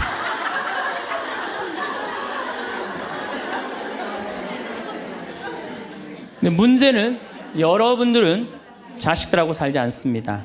여러분들은 남편하고 삽니다. 그러면 제일 중요한 관계가 부부예요, 부부. 근데 우리는 세상에 돈 욕심, 자식 욕심 피느냐고 정말 중요한 걸 잊어먹고 사는 거예요. 정말 중요한 것. 부부간의 사랑을 잊어먹고 사는 거예요.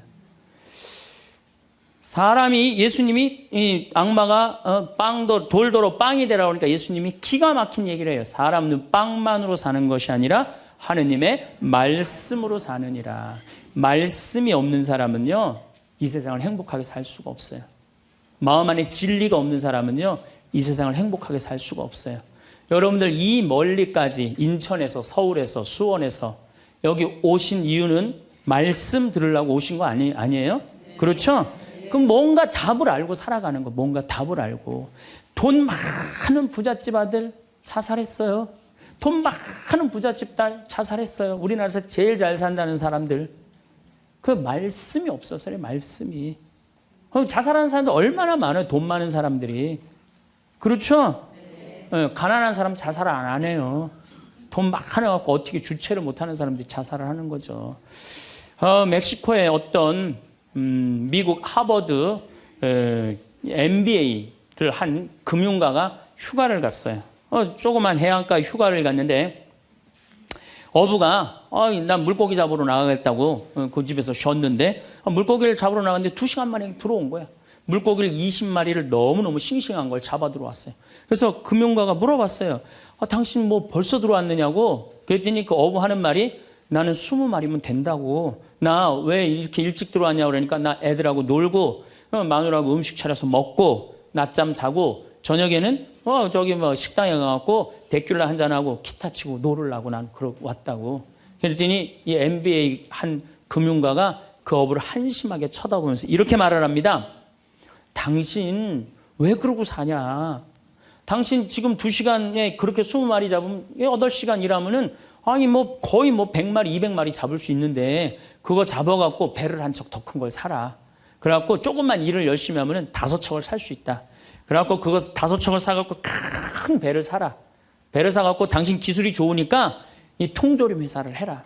통조림 회사를 해갖고 이 회사를 참 물건을 팔아라. 그래갖고 여기서 살지 말고 맨하탄에 가라. 뉴욕. 맨하탄에 오면 내가 다 코치를 해줄 테니까. 그 맨하탄에서 그 다 꾸민 거를 주식을 딱 팔아갖고 백만장자가 돼서 다시 와서 당신 행복하게 살면 되지. 왜 이 20마리 겨우 잡고 들어오느냐고. 그랬더니 어부가 물어봤어요.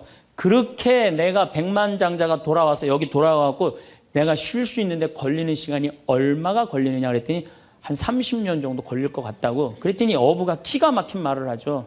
난 지금 그러고 있는데 내가 뭐하러 30년 동안 고생을 해야 되느냐 이거예요. 그러니까 이 어부한테는 돈이 행복을 주지 않는다고 생각을 한 거예요. 내가 지금 내 아이랑 부인이랑 행복하게 살면 되는데 뭐하러 욕심을 피고 사느냐는 거예요. 그러니까 여러분들이 고통스러운 이유가 뭔지 아세요? 욕심 필 때 고통스러운 거. 인생 쫙 돌아보실 때 언제 여러분들이 괴로운지 아세요? 욕심 필 때. 자식 욕심, 돈 욕심, 사람 욕심, 재물 욕심 이거 필 때요. 다 형제간에 의 갈라지고요. 내가 하느님 떠나고 다 하는 거예요. 그러니까 이 유혹에만 안 빠져도 1 더하기 1은 2라고 생각하고 사는 사람 절대 인생 괴롭지 않아요. 여러분들 마음 안에 지금 내가 이게 수지에 지금 수지 이거 그냥 계속 막 뭐 광교 신도시도 들어오고 도로도 빵빵 뚫려서 이게 이제 5억짜리가 10억 될 거야. 아직 뛰지도 않았는데 머릿속에 이미 5억이 더 벌린 거야. 그때부터 괴로운 거예요. 그때부터. 1 더하기 1은 2지. 1 더하기 1은 10이 절대 아니다. 남은 인생 여러분들 허튼 욕심 피지 마세요. 그럼 악마가 못 따라온다는 얘기죠. 이게 안 되니까 악마가 이번에는 예수님을 높은 산에 데리고 가요. 이스라엘에 가보면은 40일 단식하시고 난 다음에 높은 산이라고 그러는 건 예리고가 내려다 보이는 산이에요. 예리고가요 6,000년 된 도시예요. 사막인데 그냥 막 물이 펑펑펑펑 솟아나와요. 그래갖고 그냥 사람이 정말로 살기 좋은 데예요. 그 예리고라는 도시를 보여주면서 당신이 나한테 절을 한다면 내가 당신한테 권세와 영광을 주겠다고 그래. 근데 우리가 놀랍게도 돈 욕심보다 더 무서운 욕심이 뭐냐면 권세와 영광이에요. 여러분들 여기 지금 권세와 영광 여러분들 피세요 안 피세요? 여기 있는 분들. 돈 없는 사람도요 자존심 상하면 기분 나빠요. 그렇죠? 여러분들 부부 사이에서도 권세와 영광 필 것 같아 안 필 것 같아요? 당신 나 만났으면 쪽박 찼어. 당신 같은 사람 세상에서 살지도 못해. 나 만났으니까 이러고 사는 거야. 이러면서 부부 사이에도 누가 잘났다고 해? 내가 잘났다고 권세와 영광 드러내요.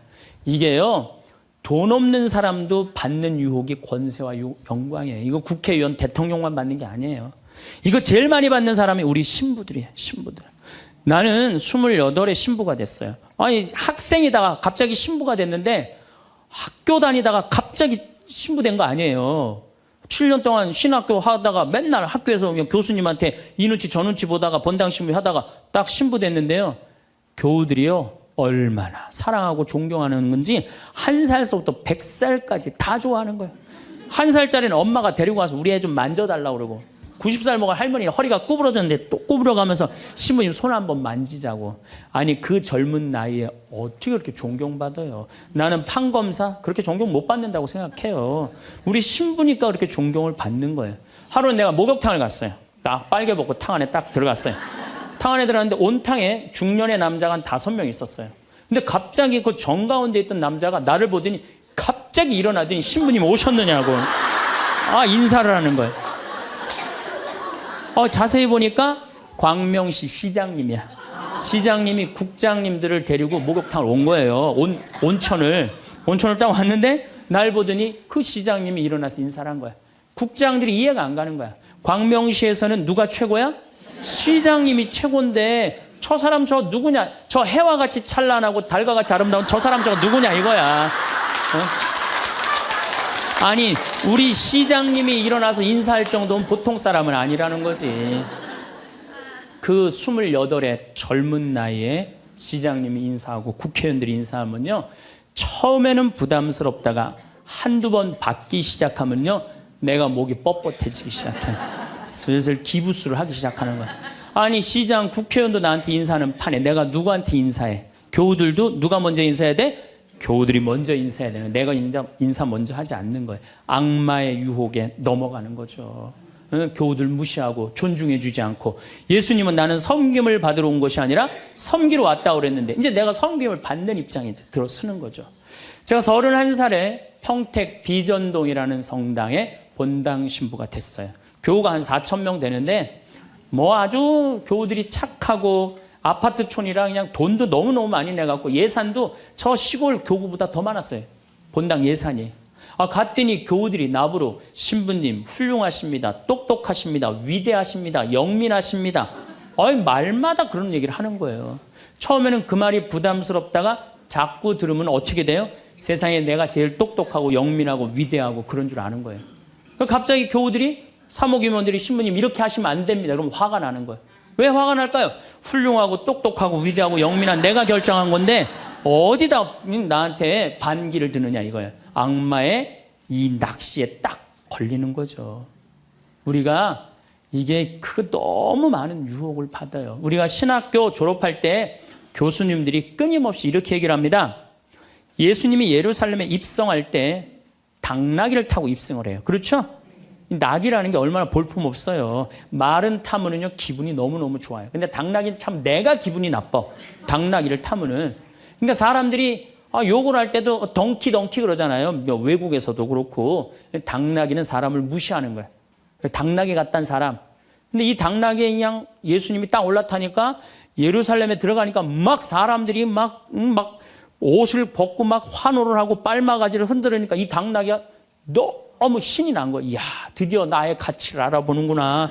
사람들이. 여러분들, 당나귀 보고 사람들이 손을 흔들었어요? 예수님 보고 사람들이 손을 흔들었어요? 예수님 보고 흔들었죠? 우리 신부들도 똑같아요. 나 때문에 교우들이 나 존경해 주는 거라고 난 생각하지 않아요. 누구 때문에 존경해 주는 거예요?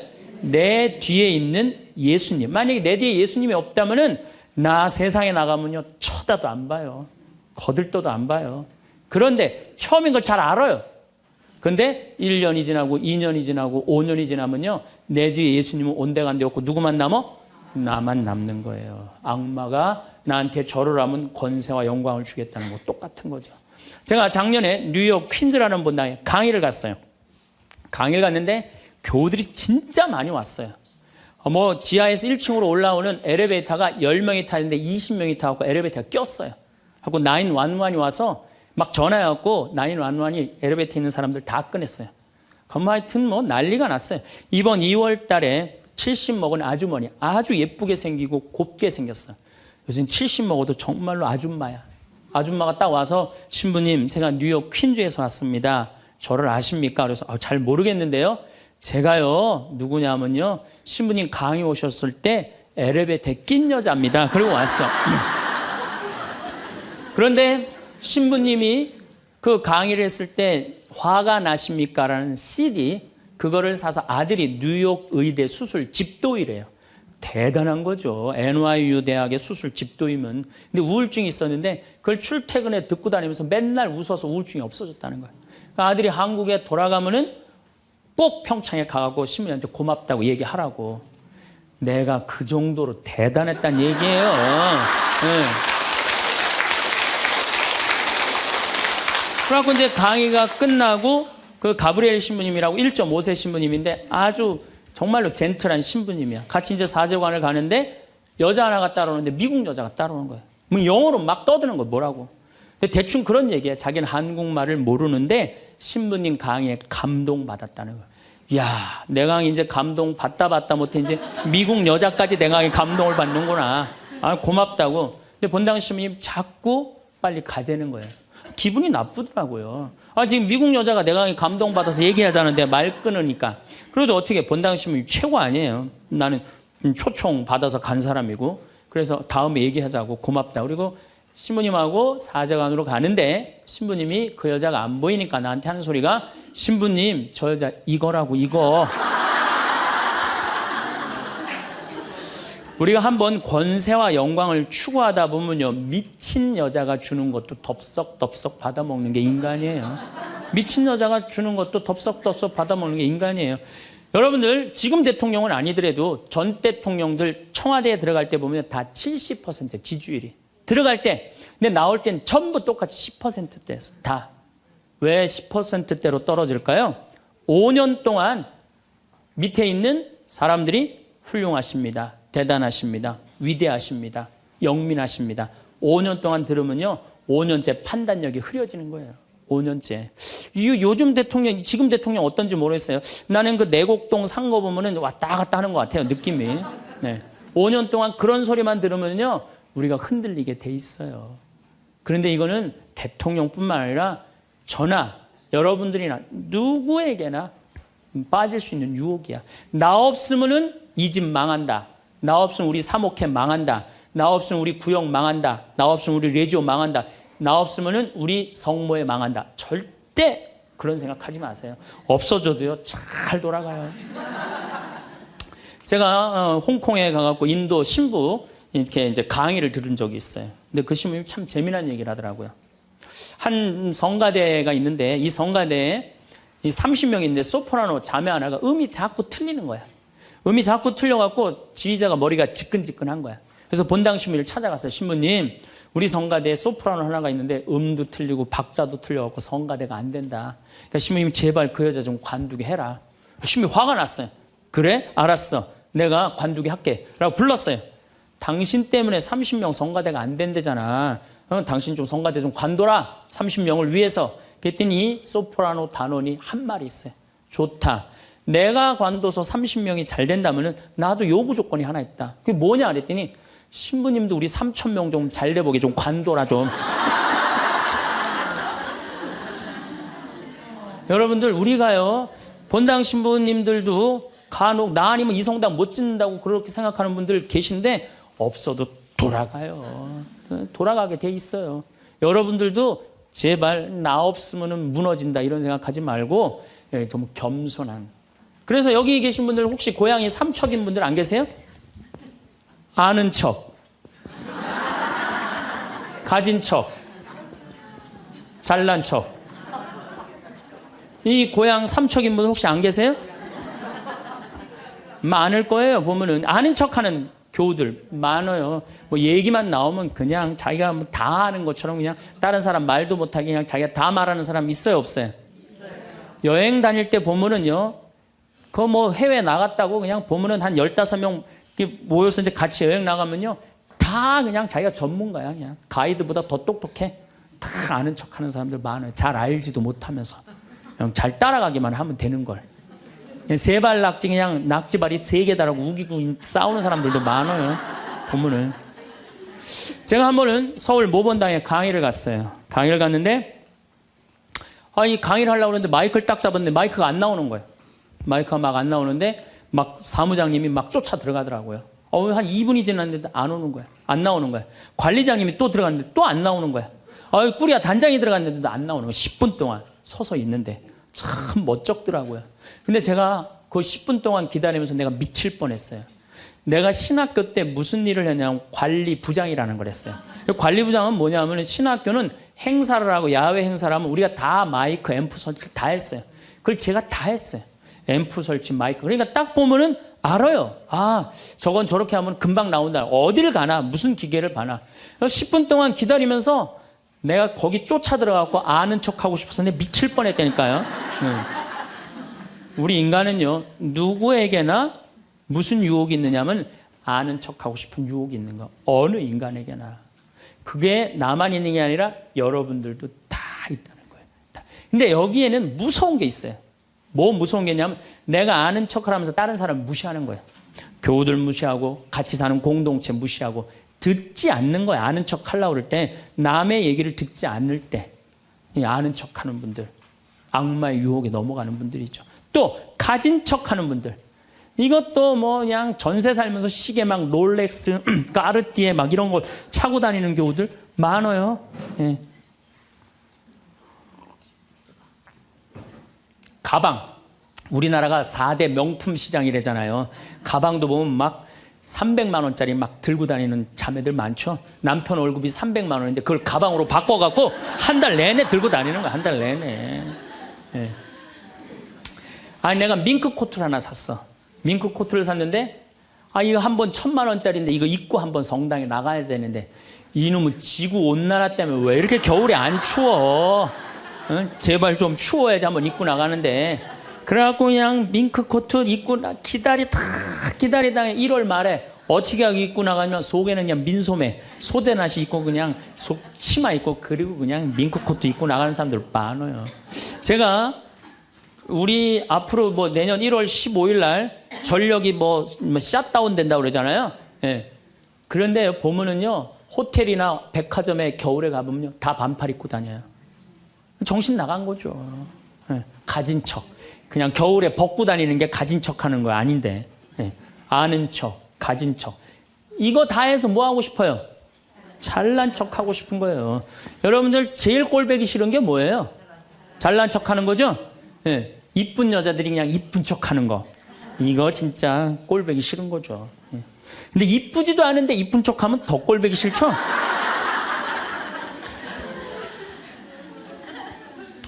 저도 이 잘난 척 하는데 만만치 않아요.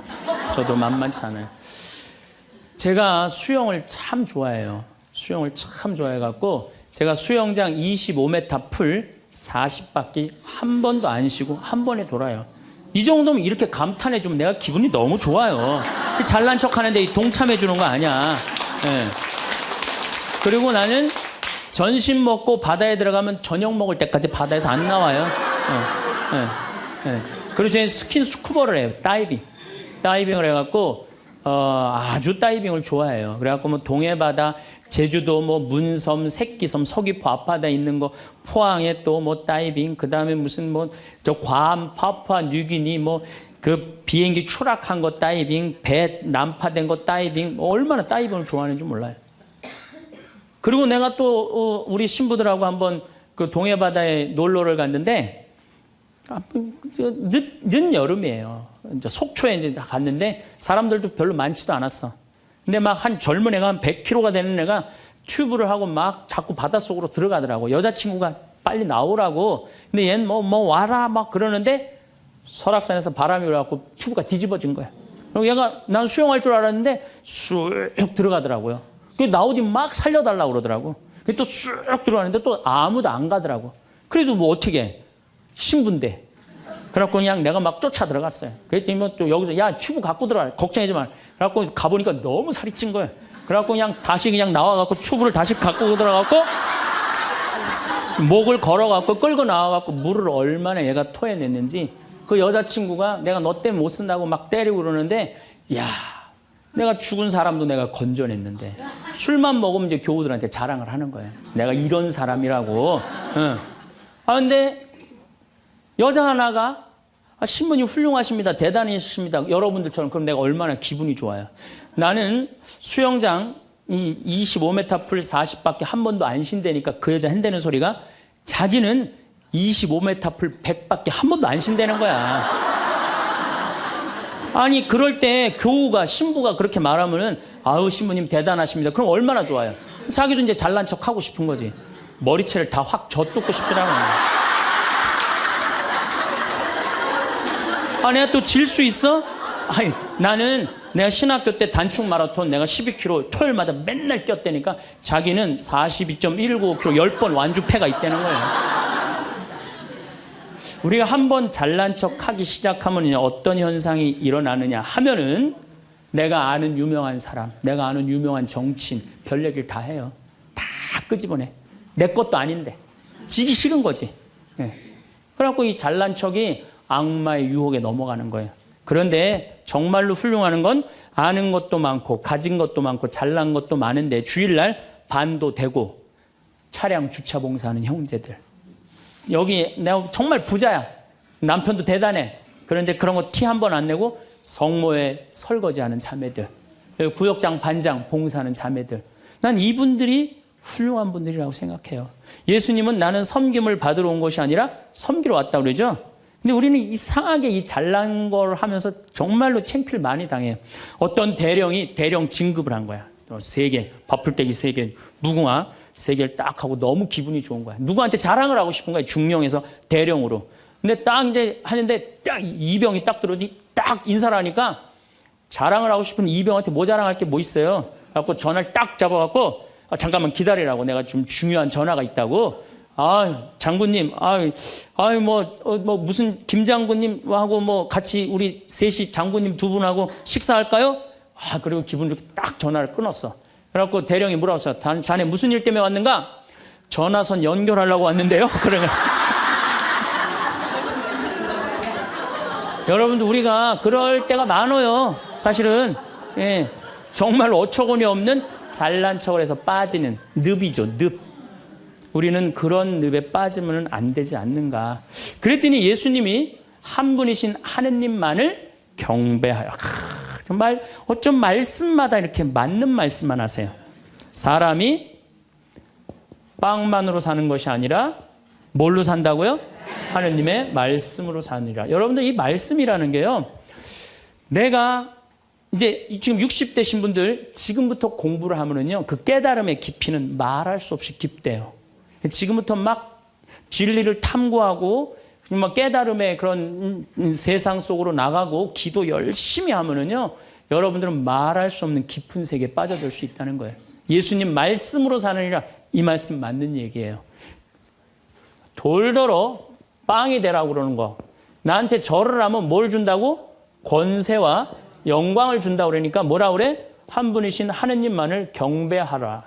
여러분들 성당에 나와갖고요. 하느님 경배 안 하고 자기 경배하라고 그러는 분들 많아요.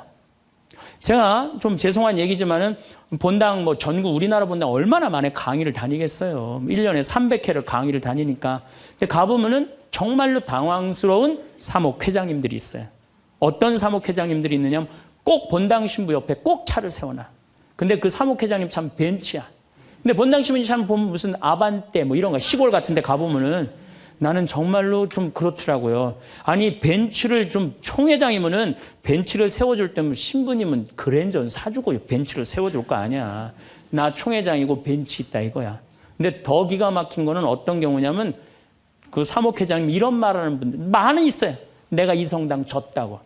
이런 분들 많아요. 굉장히 완전히 아무것도 안 보이는 거지. 예, 자기가 누군지 모르는 거죠. 이런 유혹에 빠지는 분들 참 많아요. 성당에 여러분들 뭐하러 나오는 거야? 하느님 경배하려고 나오는 거예요. 하느님 섬기려고 나오는 거지 나 잘난 척하려고 나 아는 척하려고 성당 나오는 거 아니라는 거죠. 그래서 이 유혹에 여러분들 빠지시면 절대 안 된다. 자, 그랬더니 악마가 이번에는 예수님을 어디로 예수님 어디로 악마가 데리고 가느냐면 예루살렘 성전 꼭대기에 데리고 올라와요. 당신이 하느님의 아들이거든 뛰어내려 보시오.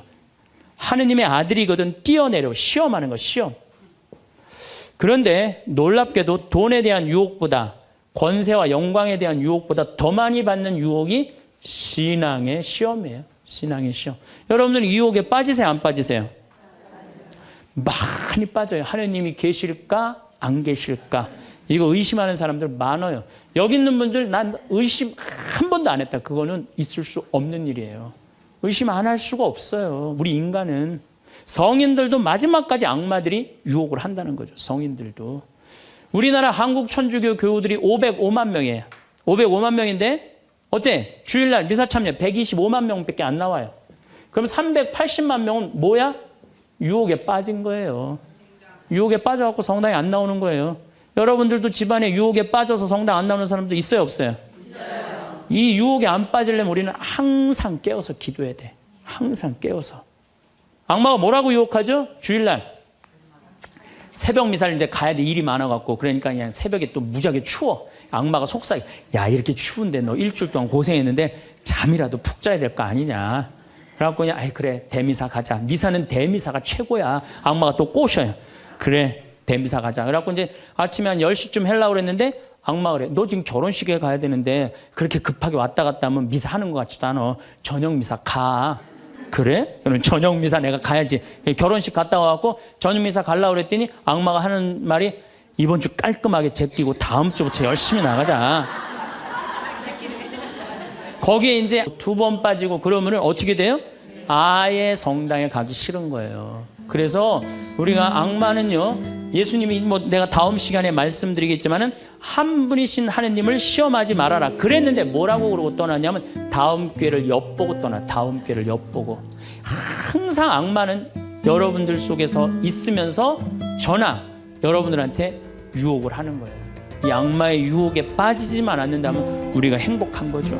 자, 그래서 이 다음 얘기는 다음 주에 또 이어서 하도록 하겠습니다. 감사합니다.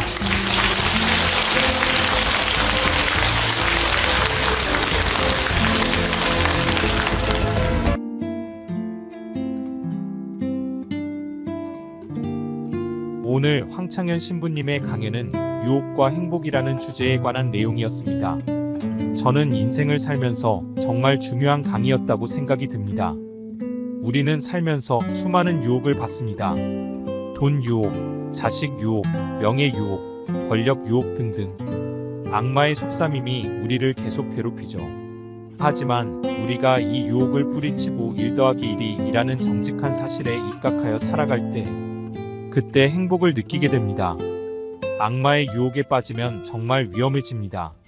1 더하기 1이 10이라는 유혹적인 문구에 눈이 돌아가면 부동산 투자에 몰두하거나 자식이 무조건 서울대학교에 들어가야 한다는 욕심이 들게 하죠. 그래서 전 재산을 쏟아부으면서 뭔가에 미친 사람처럼 바뀌게 됩니다. 부동산에 몇 억씩 투자하는 사람들이나 자식 교육에 몇 천만 원씩 투자하는 사람들이나 다를 게 없습니다. 설령 그렇게 투자해서 좋은 결과를 얻었다고 한들 진정으로 행복한가요? 가장 어려운 직업군에 속하는 의사들도 180개 직업 중에서 스트레스를 제일 많이 받습니다. 환자가 없으면 없는 대로 스트레스, 환자가 많으면 너무 많아서 스트레스, 자신을 갉아먹으면서까지 스트레스를 받아가죠. 사람을 위한다는 의무감과 책임감을 통해 일을 이어가지만 진정 자신을 위하지 않는 모순 때문에 우울증에 걸리고 힘들어하게 됩니다. 자식을 위한 투자도 똑같습니다. 자식에게 투자해서 잘 되었다고 한들 자식이 그 행복을 책임져 주나요? 자식이 돈 잘 벌어서 부모님 호강하게 해주고 책임져 주는 모습을 본 적이 있나요? 오히려 잘 되면 꼬질꼬질한 부모님 이미지가 자기와 맞지 않다면서 시골 구석에 집 해주면서 좀 숨어 있으라고 합니다. 자신의 고급진 이미지에 해를 끼치지 말란 소리죠. 돈을 잘 벌게 해도 여우 같은 여자가 채가서 안 그래도 없는 재산을 부모님한테서 달라고 합니다. 이미 충분히 잘 살고 있으면서도 부모님의 재산을 탐내는 것이죠.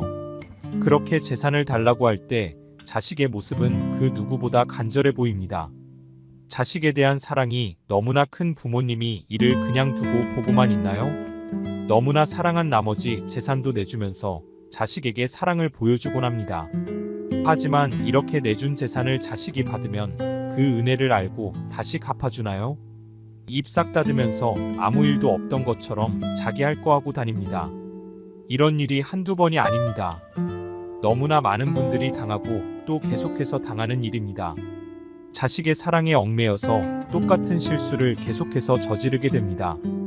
이제는 떠날 때가 됐습니다. 더 이상 자식에게 얽매이지 마세요. 자식은 이미 집을 나간 뒤로 효도는 끊겼다고 보는 게 맞습니다. 집 나간 자식, 1년에 몇 번 찾아보지도 않는 자식, 이제 그만 생각하시고 집 안에 있는 우리 남편과 아내를 먼저 생각하세요. 앞으로 내 남은 인생 책임져 줄 사람은 남편과 아내밖에 없습니다. 우리는 눈앞에 있는 사람 먼저 생각하고 사랑해줘야 합니다. 그리고 우리가 어느 정도 잘 살게 된다고 해서 절대로 교만해서는 안 됩니다. 만에 하나 자식이 좋은 자동차나 밍크코트를 사줬을 때 누군가에게 자랑하고 싶은 마음이 드나요? 그리고 자랑하면서 부러워하는 그 느낌을 받았을 때 정말로 행복한가요? 남의 부러움으로부터 나오는 행복은 절대 행복이 아닙니다.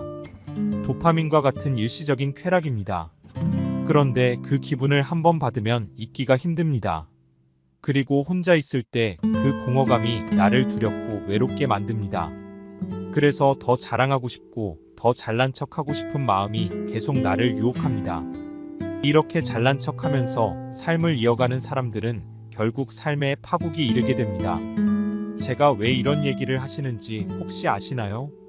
이 영상을 보면서 이렇게 자랑하는 분들이 있을 수도 있지만 대부분 자랑하는 모습을 옆에서 지켜보는 사람들이 더 많습니다. 그런 분들에게 하고 싶은 말이 있습니다. 저렇게 자랑하는 사람들의 뒷모습에는 이런 실체가 있다는 것 말입니다. 겉으로 내가 있는 것을 뽐내고 싶고 티내는 사람들은 결국 망하기 마련입니다. 내가 가진 것이 많아도 정말로 풍족해도 겉으로 티내지 않고 조용히 살아가는 사람이 진정 멋있는 사람이죠. 가진 것이 많아도 겉으론 없는 척하는 사람이, 가진 것이 없어도 마음이 풍족한 사람이 행복한 인생을 살 줄 아는 사람입니다. 오늘 영상을 통해 서로 사랑하고 화목한 가정이 되었으면 좋겠습니다. 앞으로도 유익하고 많이 웃으실 수 있는 영상 만들도록 하겠습니다. 유익하셨다면 구독과 좋아요, 댓글 부탁드립니다. 감사합니다.